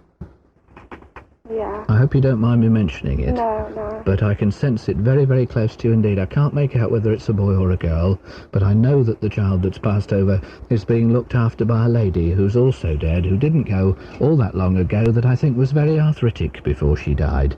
She had a lot of arthritis in her hands and in her legs, and actually I think she's looking after that child. Oh. If you don't want to tell us, it's all right, but how long ago did the youngster pass over? Well, It's been a few years ago, but I don't exactly know if it was a girl or a boy. No, I don't either. I But was 7 months pregnant. Yes, I can sense that youngster very, very close to you. And I have a feeling that if anything is going to affect your future for the better, I think that particular youngster will. I think because of the closeness to you, really. And they're also helping a child that is with you at the moment who's very creative and very artistic. And I think that the child that's passed over will bring out the musical and the artistic in the other child that's close to you. Oh, that's true. Also, somebody's talking about Darren and Wayne. Now, go on, tell me about it then. Yeah, it's my brother and my nephew. I see, yes. Well, I was just getting a little feeling, almost like, I won't say a message, because that's a hackneyed term, isn't it? But I was just getting a feeling that somebody was telling me about Wayne and Darren. Actually, they said Darren and Wayne. Yeah. So tell me which is which, then.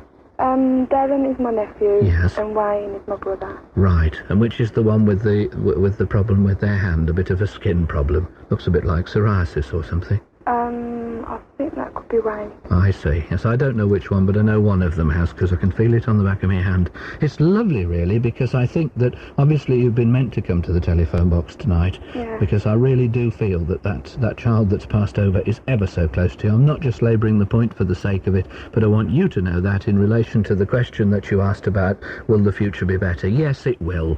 Let's be bold about it, it will. The reason that it will is because, and you can call me daft if you like, is because that child and the lady that's passed over too is very much looking after you. And just to sort of, in my mind, to sort of prove it, I think they're looking after you because they're making that reference to Wayne and to Darren, just to let you know that they know what they're talking about.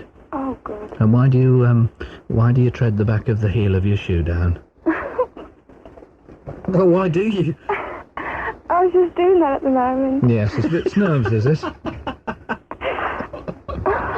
I don't know. Yes, I could see you standing there. I think. Yeah, your one foot sort of hooked up behind the other like it's crossed. Yeah. And the one's sort of backing the shoe down a little bit. Yeah. The only trouble is it pushes your toes to the end of the shoe and hurts. So, maybe it's a little bit of nerves, eh? It could be, yeah. By the way, I don't want to be too personal, but the problem with your kidneys seems to be getting better. It's been a little bit of a waterworks problem for a while. Yeah. And I can see that getting a lot better. Well, it's not exactly waterworks. I had kidney infection a few years ago. Yes. Kidney and liver. Yes. Okay. Well, that's getting better. So there's a nice positive note for you. Oh, good. Always look on the bright side of life. Things are going to get better for you. Now find the bit of paint for me. Pardon? Now find the bit of paint for me. Go on, now I've relaxed you. Yeah. Find the bit of paint for me. Paint for you? No, the bit of paint on the telephone where you are. I don't think you quite got what I said. There's a... Paint? Yeah, on the flat surface there's a little bit of paint that's been scratched off. Yeah. Where is it? It's underneath the buttons. Right, smashing, okay. Thanks for that. I know you'd get it if you're relaxed. All right then. Right. Nice to talk to you. Thank Bye-bye. you. Okay, thanks. Bye. Bye. Well, I'll tell you what, we'll give you a bit of a rest for a few moments, John. I can do with that. I'll bet. Spooky, darling. Spooky, darlings. Right, we'll take a track from our featured CD album this morning. It's the best of Steve Harley and Cockney Rebel.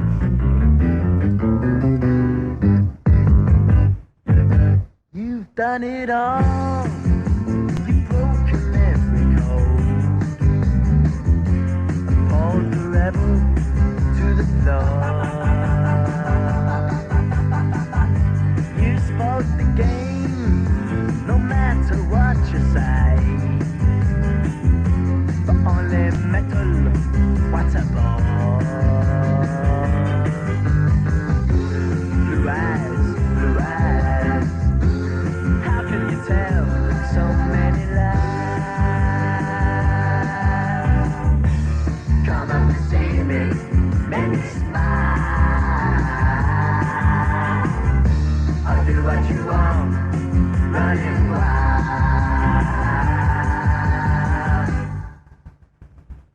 There's nothing left, all gone and run away. Maybe you'll tarry for a while. It's just a test, a game for us to play. Win or lose, it's hard to smile. Resist,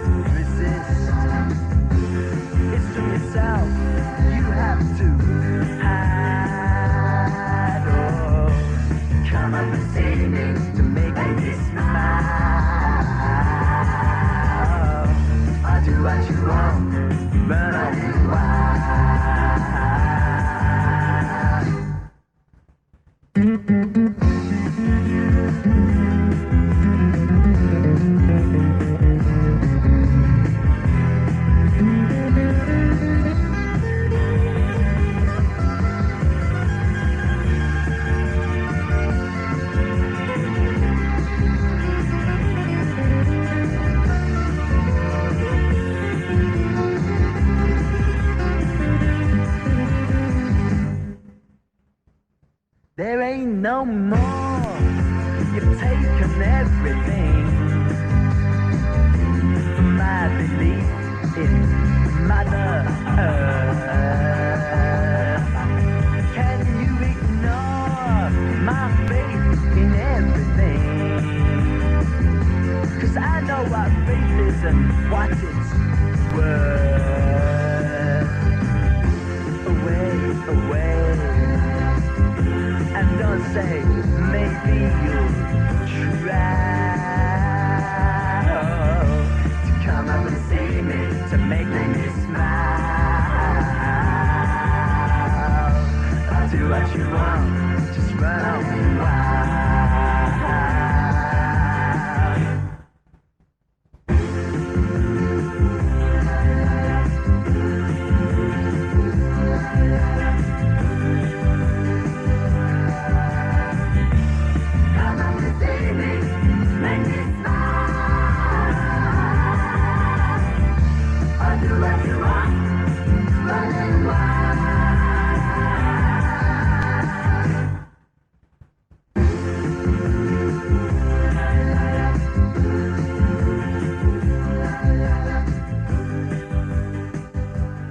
Beacon and WABC plays Steve Harley and Cockney Rebel. Mate, it was going so well, that as well, wasn't it? Make me smile, come up and see me. We've got John Starkey in the studio, dealing with your calls and answering your questions.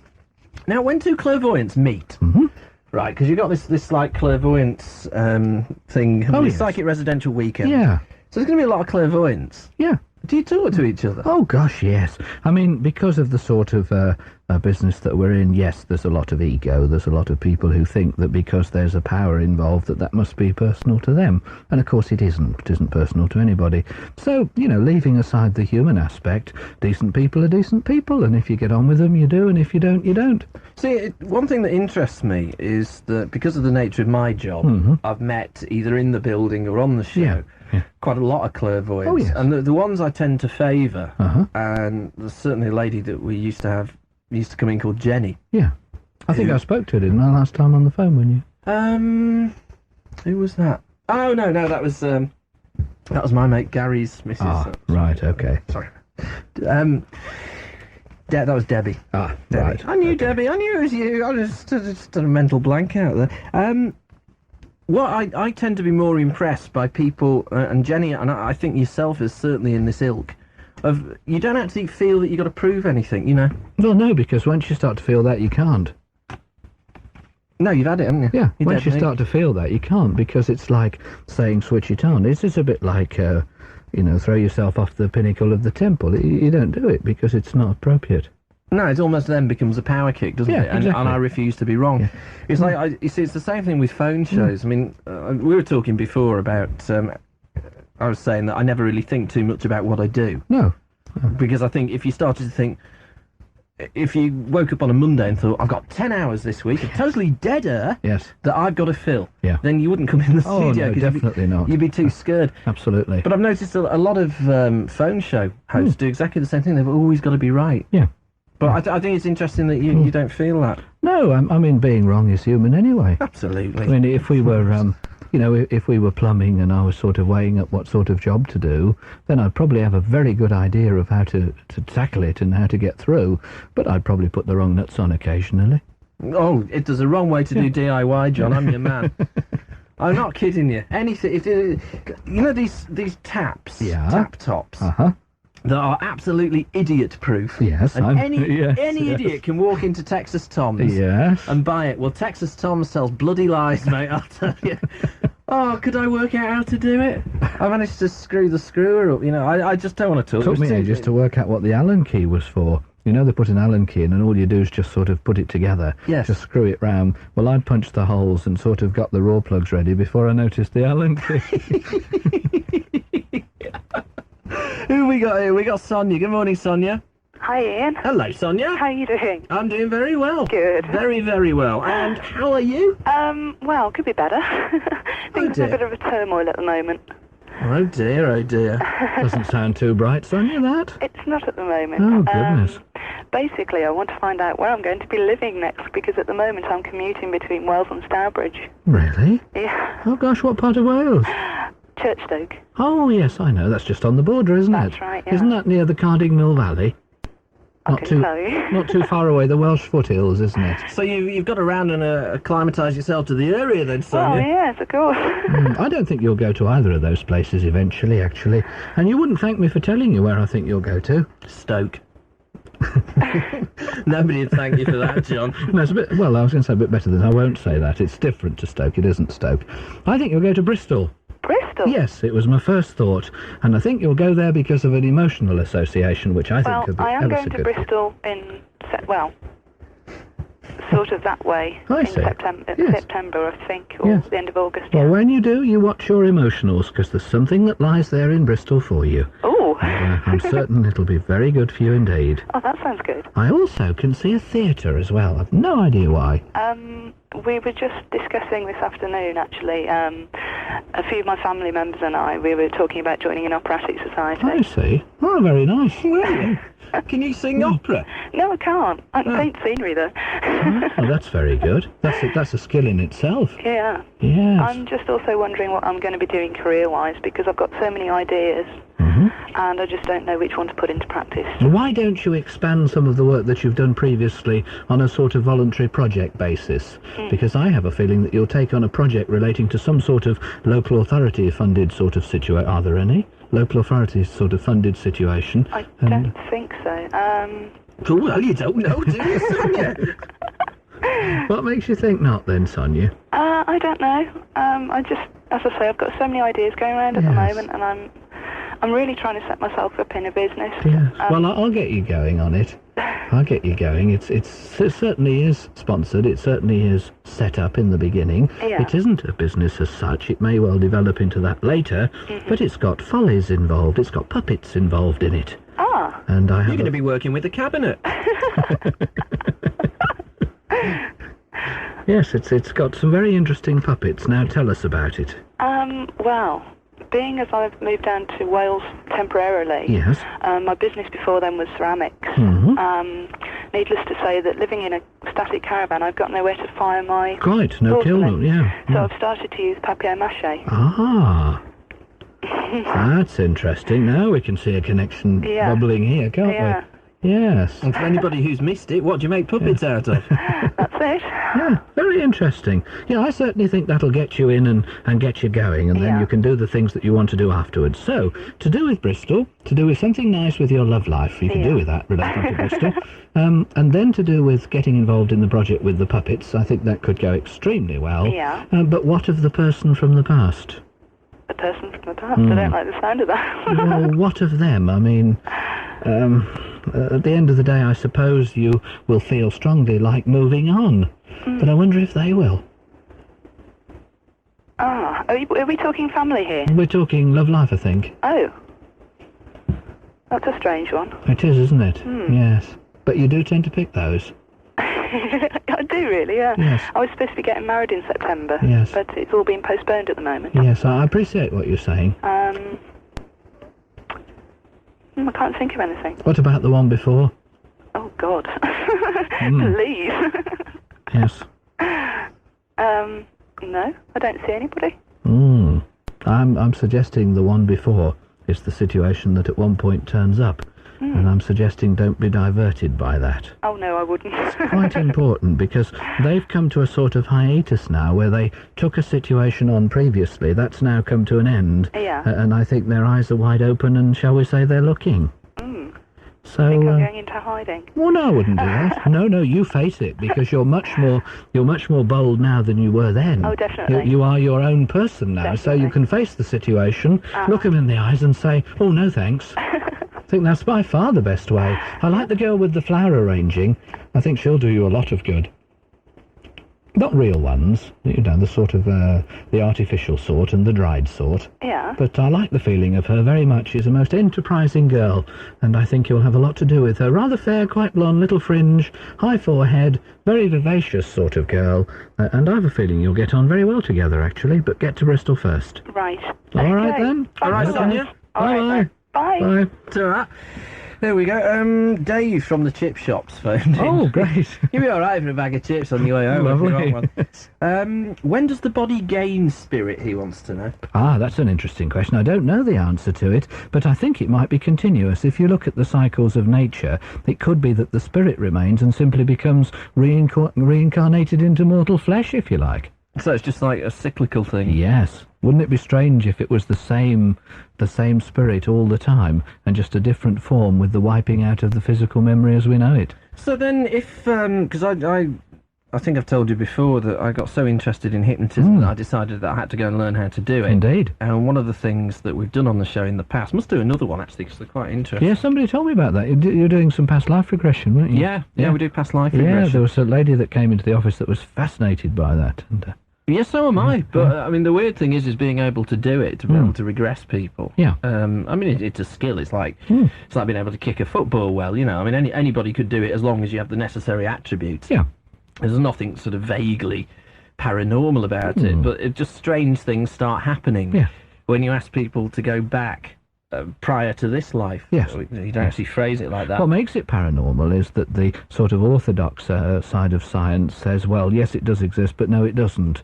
There's such a consensus of opinion. I've often wanted to get one of these sort of serious, in inverted commas, scientists and say, well, if it doesn't exist, what's this Exactly, then? yes. How do you explain this one? Yes, he'll only call it another name, but it'll be exactly the same thing. Now, what happens, as far as I can work it out? Well, I don't know what happens. I mean, it's as simple as that. I've got a totally open mind on it. Yes. But I have actually been regressed by Jonathan Chase myself. And I became a sergeant in the Scots Guards. Oh, yes. In the Second World War. Now, unfortunately, I bitched the big one for Blighty just after the Normandy landings. Yeah. And then didn't resurface again until 1958. So, what do you believe that is? I believe that it's exactly what it appears to be. Unfortunately, if you start talking about these things in the way that we are, people get very hot under the collar about it because half the time they're afraid of it. But I believe in the continuous existence of the human soul linked with the human spirit. And I think it's perfectly possible for us to be the same person. And if you think of it like this, when you're born or when you're incarnated into a body, imagine that you fall asleep into a little trance called life, so that you're actually incarcerated by the body. You can only move as far as it'll take you, or as far as your arms will reach, or as fast as your legs will run. And then when you die again, you go back to the person that you originally were. And all that's changed is the fact that while you're in this trance called life, the memory is something that you can have for that span of time. And I think when you go back, then you come back to the corporate memory, to memory of all of the lives. So therefore, I think it's possible that if you put the spirit into a certain relaxed state in this form of life, you can separate the spiritual experience that's always been there and go back to the, if you like, the deep memory. Do you believe that if there is such a thing as previous existence, does that have a bearing on your present? Oh, yes, I think so. Definitely. I think it has a bearing on your present in a deep sense in terms of how you think. And when you look around, you know, it's possible, I suppose, to assume that some people are old souls and some people are very young souls. One way that I always put it's a little bit crude. When I see somebody who's doing something really awful that I can't find a psychological box for, you know, hurting old ladies or hurting children or something, I think, yes, mate, you're going to come back as a beetle. Your next incarnation's a beetle, and somebody will tread on you, and that'll be the cycle of nature. Oh, I thought you meant Ringo Starr or something. Oh, no, not that sort of beetle. No, you imagine, I mean, why do people perpetrate evil? It's nothing to do. It all seemed to be a bit of a waste of time to me. I mean, there's far better things you could be doing with your time. Yeah, but I mean, is that a sort of non-evolved spirit? Is that a sort of someone who is made the instrument of someone else's death in order to learn about their own existence? I think that the problem that we have as mankind on subjects like that is we only have the limited capacity of these brains to think about it. Absolutely, yes. And you basically, I think we've got to evolve a lot more as a species before we can actually start even trying to answer those questions. The problem is, though, that the way to evolution may be by exploring the deeper mind. So the more people try to suppress that exploration, the more we're kept in this sort of little microcosm of being controlled. Maybe we're coming to the conspiracy theory. Comes some way to explaining Margaret Thatcher, doesn't it, that, I suppose? But the only thing, just to conclude, as I say, we'll do a past life regression at some point, but the only thing I would say to conclude that is that I really still don't know what to make of it, but My mother actually pointed this out to me when I was Yeah. telling her about it, and I said, well, I was in the Scots Guards, I was a sergeant. Yeah. And she said, that's strange. She said, because when you were a little lad, when you were 3 or 4 years old, she said you were fascinated by kilts. Absolutely fascinated by them, and you kept going on that you wanted one. Yeah. Very strange. Yeah, it is. We do some strange things as children.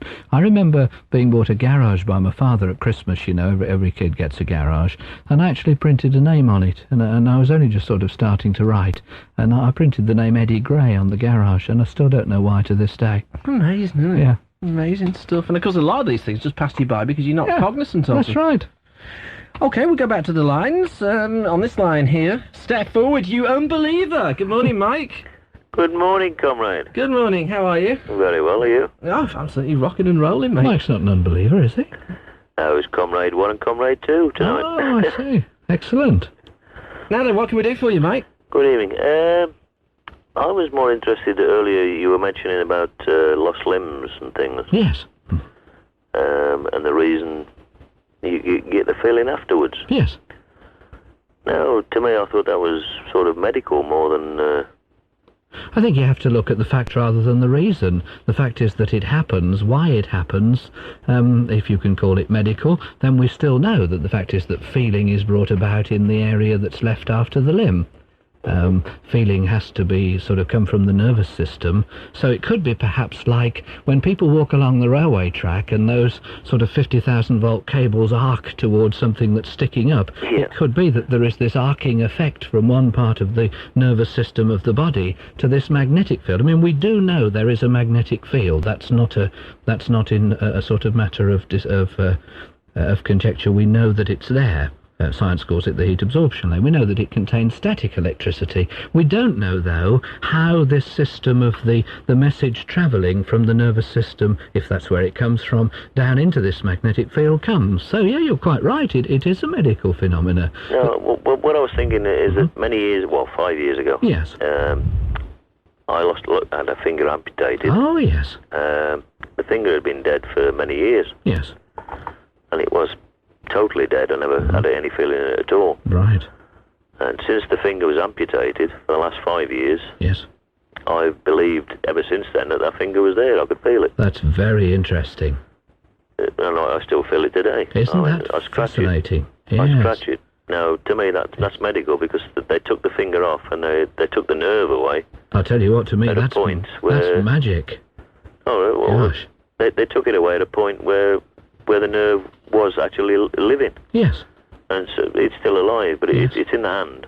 Yes. Well, it would be if it was a finger. Yeah, you know, well, I mean, the end of the nerve is still there. Yes, and that's medical rather than anything else. Well, it doesn't matter what you call it. I mean, what you're trying to do is, what you're saying is, I'm afraid of the esoteric, so I'll call it medical. But at the end of the day, what's fascinating about it is that would suggest that your magnetic field is complete, but your physical field isn't complete.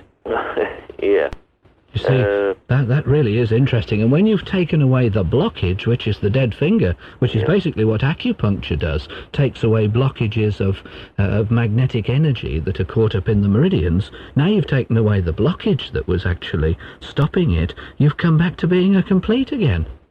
I wonder if that's what happens at death.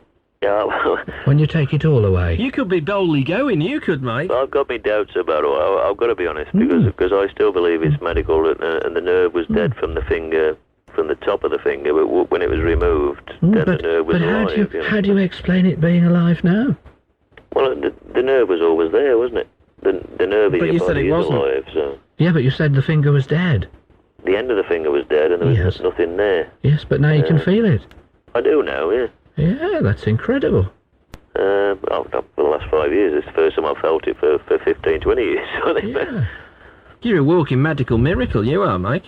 No. I still believe that everybody that has any limb amputated, I think when they take that limb away, they take the dead part away, and they take it to the live nerve. Mm-hmm.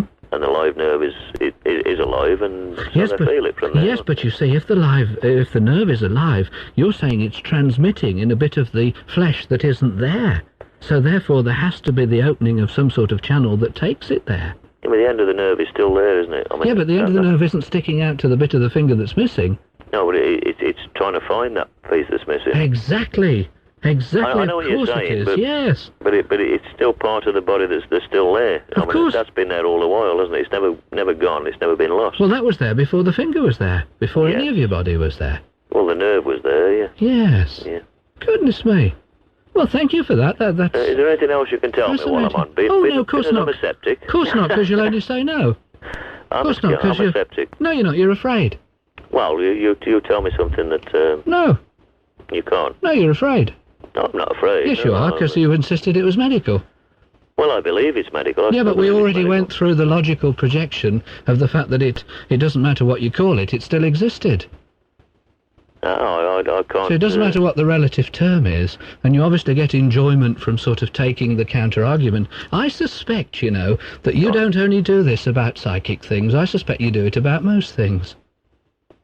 In what respect? Well, basically you're trying to make your mark, aren't you?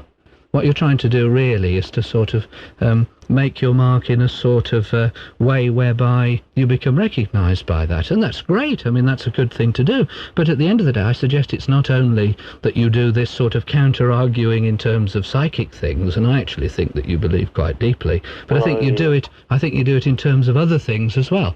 I'll be quite honest with you. I have to disagree there, because I've never been one for forcing a point on anybody. Well, no, I didn't say you're forcing it, but I'm saying you enjoy taking the counter-argument, and actually you're demonstrating that very well. Yeah, well, yes, I enjoy a good argument. Well, Ian knows that anyway. Yeah. Well, exactly. Yeah, so that doesn't... The only way Ian can know that is because you've done it before. Yes. So, therefore... I've had my discussion before, but, there's actually nothing that you can feel... Oh, there's probably lots, but I won't, because you'll only take the counter-argument. Because I rather enjoy and love what I do, you see. Yeah. And I don't waste it. So you don't believe in discussing anything, or...? Oh, yes, I'm quite happy and open to discuss it, but at the end of the day, I can either say yes or no, and at the moment I'm saying no. So Maybe I'm afraid. Yes, that's what I was thinking, to be honest. But then I brought you round full circle, you see. Yes, and it's got You've you been in the stitched position up I like was a in. kipper there, Mike. No, he's in the position I was in, and he hasn't stitched me up at all. Well, I'll tell you what, shut up. You hang on there, all right? Okay. All right, you hang on there. 754-123 in Wolverhampton, 236-235 in Shrewsbury. John Starkey is the guest on the Midnight Line this morning. 0902 334 224. Phone that during office hours if you'd like a personal consultation with John. We'll give you another rest, John, because you're working jolly hard here. Oh, thank you. These are the Kinks and Lola. I met her in the club down in Old Soho, where you drink champagne and it tastes just like cherry cola. C-O-L-A cola. She walked up to me and she asked me to dance. I asked her her name and in a dark brown voice she said Lola. L-O-L-A Lola. Lola.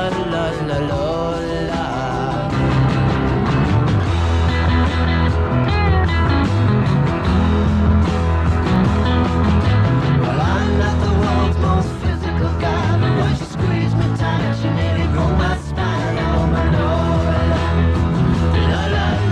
Lola. Well, I'm not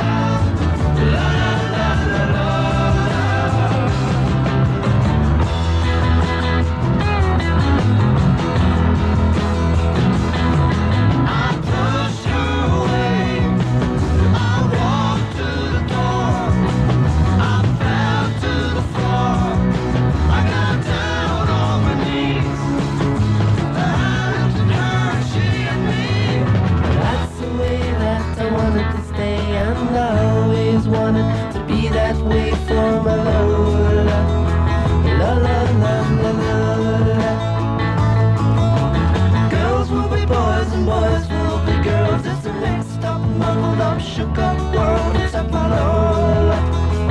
La la la la la. But I left home just a week before, and I'd never ever kissed a woman before. But all the spider took me by the hand and said, I'm gonna make you a man. Well, I'm not the world's most masculine man, but I know what I am, and I'm glad I'm a man. So it's Lola, Lola, Lola, Lola, Lola,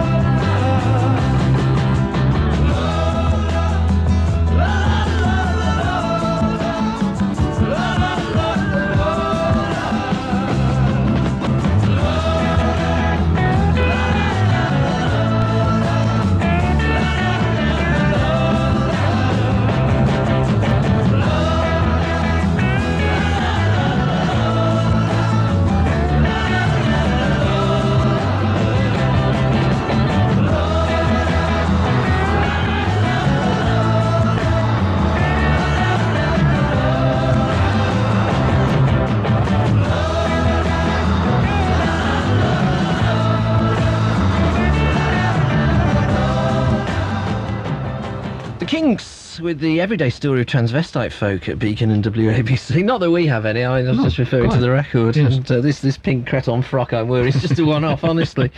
That was Lola. We got John Starkey. I was going to call you John Swallow because I saw That's him. all right. I ran into John today Oh, in the yes. Stars News Did you all shops. remember me to him? Yeah. I will, my old mate John. Yes. I can tell he hasn't been the same since they took him off. Definitely not. I always remember him chasing the turkeys round. That is, yeah. There was the classic. There was that and an attack goose. Yes. There was a goose that was guarding a longboat or whatever. Oh, they yes, call that's them. right, yes. Narrow boat, that's it. Longboats were things that the Vikings had, wasn't it? Yeah, I'm going to start the campaign, Bring Back Swallow. I think so. I'll buy him a pint on your behalf next time I see him in the nut. Okay, who have we got next? We'll go back to the lines. We're going to go back to Mike, because we thought we would, didn't we? We had to talk about it, and we thought we would. Hello in there. Who do you want me to go to next? Hello? Okay, we've got Leslie, and Leslie's on this line. Good morning, Leslie. Hiya. Hello, Leslie. Let's tweak you up. Hello, Leslie. How are you? Fine, thank you. Got a green velvet voice, haven't you? Been quiet, Mum and Dad are in bed. Oh, I see. Oh, that's very wise, then. Have you snuck down? Yeah. Are you a dear. 1st Battalion under the duvet culture lover? Yep. And here you are. I've not been back from work long. There's horror going round in your mind. Do you read horror books? Yeah. Yes, I can feel one going round in your mind. It's horror. It's about wheels and rats. You've been reading one about that? Oh, a long time ago. How peculiar. Rats. Must have made a very big impression upon you. Everything I read does. Does it? You've got a very active mind to pick something out like that. That's pure. That's not to do particularly strictly with clairvoyance. That's right from your mind. My goodness, you must associate that with bedtime, I would imagine. Rats? Yeah, rats Great. and horror books. Yeah. Do you have to dress up as Roland or something? Oh, goodness. Have you had any ghostly experiences or anything, any encounters with the paranormal? Not really, other than paranoia. Paranoia? Oh, dear, we can't have that. No, not really. But you're interested in the subject, are you? I am, yeah. Oh, You've been that's- keeping me awake. That's very good, yeah. Oh, we've been keeping you awake? Yeah. Oh, my dear. boyfriend's gone. I've come back from work and I'm sitting there thinking I want to get to sleep, and I'm not interested. I can't get to sleep. Gosh, maybe the boyfriend should have stayed. Do you make him dress up as Roland Rat? I think we're getting at something there, you know. We're definitely hitting a nerve. Yes. Yeah, it's very interesting, really, because to have that sort of mind, it means that you could use it in a very creative sort of way. And, you know, as you say, you're being very strongly impressed by those things, too. It's fascinating, really, because I think your dream state will also be very active and very strong. Yeah. And I think if you've got, you know, if you get adequate sleep, you'll find that you really do dream in a fascinating sort of way. Have you had any interesting ones lately? I have, but they're not very nice. Oh, dear. Why not? I don't know. Well, you try setting the scene with another book before you go to bed, and the dreams will be lovely. If you lay off the horror books, the dreams will go very nicely for you. Yeah. Yeah. What did you take back? I can see you in a store, and you're at a counter, but you're not buying something from the counter, you're taking something back. You know the place where you queue and you take stuff back? What have you taken back? I've just come back from work. I work in a chip in. I've just come home with kebab meat and chips. Have you? That was no, I didn't pay because that's the end of the night, so I got to take it all home. Oh, I see. Oh, very interesting. And who's the other person that works with you, the one with the long hair?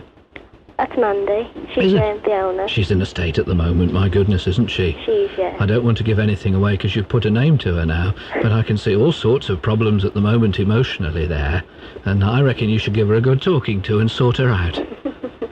Yes. So emotional rather than business. Oh, definitely emotional. Business is going very well, actually, apart from the one pan's a bit dicky, but... the chip shop industry leading the way to recovery. Oh, yes, definitely. Yes. Which is the pan that plays up? Oh, I don't know. I haven't been there that long. The long one that's by... You know where you enter in, on that short bit of wall, where you have to sort of squeeze past? Yeah. Yes. Well, there's a pan that's close to there, and then there's another long one, and I think the one that plays up is the pan that's close to there. Oh, I can't remember. But apart from that, the business is going very well indeed, and I think it'll go from strength to strength. No, it's not that. It's the emotional side. The poor woman's really sort of going round in circles at the moment. Will she be okay? Oh, I think she'll be fine, yes, but I think you need maybe just to let her know that you know how she feels. She's experiencing now what you experienced about 12 months ago. You've gone very quiet on us. You know when you had all the messing about with Milado, not this one, but the difficulty 12 months ago? Well, she's experiencing exactly the same thing now because she doesn't know what to do. Is that right? Yeah. Yeah. Oh dear. Got that now. Yes. Same about her tum, isn't it? About her stomach. I think that'll sort itself out, but... If I asked you something about somebody else, do you think you could give me an idea? As long as you don't name them, yes. Oh, no, it's not a friend. It's only something Because, silly. you know, if you name them, I tend to get things called Ritz, which is a bit difficult. And they're not biscuits that Tell you me eat about either. them. Go on, then. Tell me something daft. She's got a driving test and she's really panicking. Now, hang on. I've got 2 jobs. This is a girl that's close to you that works at the other job. Yeah. The one where the little cupboards are. Yeah. And the little pigeonholes. Oh, we've not got pigeon, we've got trays, not pigeonholes. Well, they look like pigeonholes to me. What is it? What sort of job is it? Just office work. Oh, is it? Oh, yes. Oh, well, that accounts. That accounts for it then. Okay. And you want to know about her driving test? Yeah, she's really nervous. Yeah, well, she's nervous because she changed her mind. She took a series of lessons in one direction, then changed her mind. And, yeah, she had a crash course. Yes. What, how to crash? No, she seemed to go for a sort of series, and then she changed her mind. You tell her from me that, yes, she will pass her test, but in a very light-coloured car, and a car that's actually got a problem with the back seat.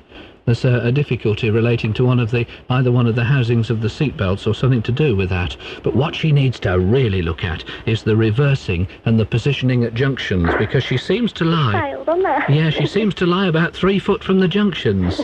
Is that where she failed on it? She failed on reversing round corners. Yes. Well, most people do. You know, that is a very popular one. But it's her road positioning that she needs to get absolutely right, I think. I don't know about that. You tell her. Do you know, can you tell me anything about me and what's going to happen, job-wise or anything? I was going to talk about your love life, actually, because go on, yeah. I have a feeling that's hotting up extremely well. And I think what you need to do, really, is get a lot closer to the man, but I'm not sure you should get a lot closer to the family. I can see all sorts of unsettlement there, and until it's settled down, I think you should stand clear of it. Because I really have a feeling that'll go very nicely indeed. But he's a bit he isn't shy, but when it comes to the really, you know, the deep emotionals, the lovey emotionals, those sort, he backs off a little bit. A little bit. Yeah, isn't that strange? It's sort of as if he's got a very sentimental, shy streak in him just at that particular time. Yeah. Yeah, it's very interesting. He's got wonderful eyes. Lovely. Yeah, that's I think probably, I mean, we shouldn't look at best features because that's very egotistical, but I would say his best feature's probably his eyes. They're I think it probably is, you're right. particularly large and particularly penetrating, his eyes are. Yeah, and really, they like to look through, yeah? Like a very, very light blue-grey. Yes, they're very unusual. You've obviously noticed. Yeah, yeah. Yes, very good. So have you, that's the worrying thing, and you've never actually met him. His shoulders are very tense, though. Is he doing something all the time with his hands? He's, well, he does like weight training, things like that. And, does he? He does like not factory work. That sort of thing. He works somewhere where there's a forklift truck, I know that. Oh, I but don't know. At the end of the day, I can see all across the shoulders is very, very tight. I think he needs to loosen up a little bit as far as that's concerned. Yeah. But listen, we're going to have to move on, John. Yeah, fine. That's okay. Yeah, thanks for that. Who's Martin just before you go? Martin? Yes. I don't know. I think he'll do very well with Martin at work, you tell him. He's one of the blokes from our parent company, Martin. Is he? All right, okay then. I think you're being pointed in a direction, you are. All right. Bye. Bye. Good for your promotional prospects, I would have thought. Yes. Well, Try and race on, see how many we can get through, because where's the 2 hours Yeah, it gone? just disappears, doesn't it? Vicky. Hello. Hello, Vicky. You're through to John. Hi, Vicky. How are you? I'm fine, thanks. Good. Any experiences, dreams, or paranormals? Well, from past, but I didn't know whether it was a dream or what. Really? Oh, So- tell us about it. Well, it was like a boyfriend, and his dad died. Yes. And we was in bed. So it's the foreign-looking one. The what? The foreign-looking one. The very dark-haired one. No. Which one's that? Is that the one you got now? Yeah. Oh, sorry, I got mixed up, but I could sense him quite strongly. That one, this foreign-looking one's obviously made a much stronger impression upon you than the other one. But do go on with the story. I'm sorry to butt in. Anyway, it was about a week later, and we was in bed asleep. Yes. And I suddenly just woke up in a hot sweat. Oh. And I could see his dad looking at me. Yes. And he just stood there and just says, "I'm just making sure that he's all right. You better look after him." Goodness me. And then he just disappeared. And His dad was passed over, was he? yeah, his dad had died a week before, and I was just really panicky, like, and I thought, well, am I dreaming or what? And it's really strange. Tell me something. Be honest with me. When he disappeared, did he just sort of go all at once, or did he go in sections or a mist or what? He sort of just drifted, like, towards the bedroom window and then just disappeared. Now, that's very interesting. That's very, very classic. All the people who've ever related experiences to me relating to people, apparitions and things, have always done that. And, it's always disappeared in that particular way. Somebody taking the rise out of you in the background. No, it's somebody in the street whistling. Really? Yeah. Is it really? It's time of the morning. Get the police. Well, I think he's locked out the front. He's whistling. One person or two? It's just one young kid. Is he called Terry? I couldn't tell. Just shout out the window for us, would you? Yeah, you want Just- to ask me his name's Terry? Just shout, who's Terry? Are you Terry? Go on, have a go. Go on, see what happens. Off you go. Why not? Wild okay. stuff. Hold on then. Do you know anybody named Terry? Oh, your name's Terry. Oh, you pillocks. Oh, it's called... That's an unusual name. That's an Austrian name, is it? It's Pill is Peter. Yes, I thought it was, yeah. So what... Oh, God, I feel an idiot now. He keeps looking at me. Well, I think thinks you fancy him now. What's he called? What was his name? I don't know, he just says, he just says like that now. He doesn't know his own name, right? No. Okay.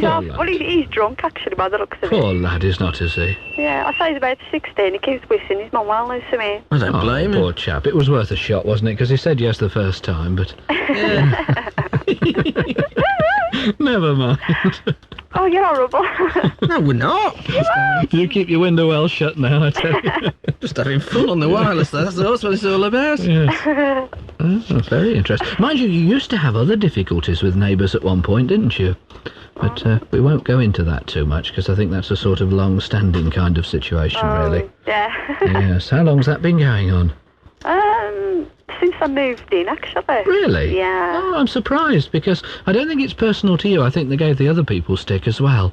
I think they're maybe just used to giving people stick, that's all. I don't know, they're just brain dead if you ask me. Mind you, they put their dustbin in a very vulnerable position. You could do things with that, couldn't you? I'm not suggesting you should, of course. Especially not maggots. Oh, no, gosh, that'd be no. a dreadful Nothing thing to like do. that, no. No, don't do anything. Or rats. I mean, you're the rat girl, aren't you? Do you read my mind or what?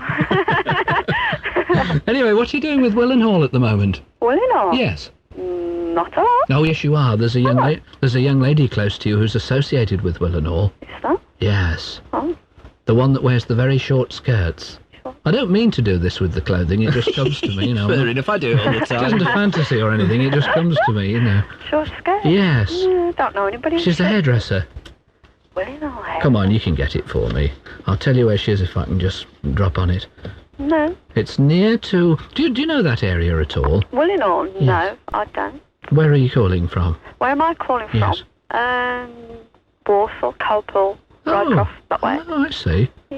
Well, this is bordering on an area nearing to Clark's Lane, I think. Yeah, that rings a bell. Do you know where I mean? Yeah, that's where I know somebody who works up there. Do you? Yeah. Well, believe me, that person will come very strongly into the picture quite soon, and I think you should try and consider the idea that they put to you, because it could do you a great deal of good. Okay, listen, we've got to leave it there, I'm afraid. Now, we've got Marie and Zoe on the lines. We're not going to have time to get to them, John. Okay. But what we'll do is, if the lads want to take the number, yes, we'll put them on first next time. Lovely, yeah, that'll be fine. Yes, excellent. And what we'll do here is 1 minute with Mike, is that all Oh, right? right, yes, certainly, yes. All right, Mike? Hello, Ian. You're still there, Hello, Mike? John. Yeah. Yes. Well, I've been trying desperately to pick things up for you, Mike. I must say with some difficulty, but I have a feeling that what you need to do at the moment is maybe reconcile the past a little bit. I can sense all sorts of difficulties and problems in an emotional sense from the past, and I think it'll give you a little bit of fear as some of the decisions that you make in the future too. And I have a feeling also that there are some boards that I can see being repaired at one point very close to you, and could cause a little bit of controversy. It's ever such a simple thing, but I get the trivial sound. What is it about the boards? I'm very impressed with you, in actual fact, over tonight. The boards is possibly the fence, which has come down, yes. Yeah, it's the bottom rail, really, that's the problem. Usually when a fence comes down, it's the top rail, but this needs the whole thing supporting because the supports are coming away from it a little bit. Yes, you've got a point there. Yeah. Cause a bit of controversy, that will, with the other people, you see. Yes. But I actually think that there's a very good immediate future in front of you, because I think you're working out some of the hassle and difficulties from the past, you see. And, yeah. I think that could do. What size shoes do you take? Me? Yeah. I'm a very small 8. Oh, goodness me. It just surprised me, really, because, you're quite a sort of stockily built kind of person, and yet your shoes seem to be that way. We're going to have to leave it right there, John. Thank you very much. All right, it's a pleasure. You want to get in touch with John, 0902 334 224, and he'll be back with us very soon. For 2 o'clock news, this is Peter Russell. A man's been arrested by detectives investigating the murder of 9-year-old Akhlaq Ahmed. The young single man was detained at a house in Slough and taken to Maidenhead Police Station in Berkshire. Claire Gribben reports. The arrest came after a major breakthrough in the murder case. Detectives discovered some of Akhlaq's clothes in a stream close to Salt Hill Park in Slough, where he was killed. Little boy was battered and strangled. His naked body was found dumped in bushes. Akhlaq vanished at a cricket match on Sunday. He'd wandered away from his father to find a toilet. The man was arrested late last night and is now being questioned by police. The Italian Prime Minister is holding emergency talks with security chiefs after 3 bomb blasts which left 5 people dead and around 30 others injured. Most of those killed were firemen blown up by a car bomb in the centre of Milan. The explosion was followed by 2 more blasts in Rome, which also damaged a number of tourist attractions. A Sinn Féin councillor has escaped unhurt after a gunman opened fire on her home in Belfast. Annie Armstrong was in the house with her 3 children when shots were fired through a window. Missing estate agent Susie Lamplugh is officially declared dead today, 7 years after she disappeared. Susie was last seen alive when she went to show a client around an empty house in southwest London. Susie's mother, Diana, says she came to terms with her daughter's death long ago. We have accepted the fact that she is not alive any longer and that we won't see her again. It's just that you have to put the past behind you and remember her with great joy, which we do. And we have wonderful memories and we're able to talk about her, and we feel very fortunate to have had her and all the things that have come from it. Police are hunting a double killer who vanished while on an unsupervised home visit from a psychiatric clinic. 53-year-old Raymond Bush was last seen on Monday at his sister's home at Tooting in South London. Scotland Yard say the man's dangerous and should not be approached. Independent Radio News. The latest satellite picture is produced by John Warner from orbital station Meteosat 4, the most accurate forecast. John Warner's telling us it's going to be cloudy and close with occasional rain. The air quality is very good. The pollen count is low. It's going to stay that way. And don't forget, we're first with the pollen count from 6 every morning. Later today, it'll be overcast with rain and drizzle to start with, turning brighter for the late morning and early afternoon. More rain later in the day, and Thursday we'll have sunny intervals and showers, but it will be fresher. And Friday should be mostly dry with sunny intervals. At the moment at Beacon WABC now, it's around 10 Celsius, which is 50 degrees Fahrenheit.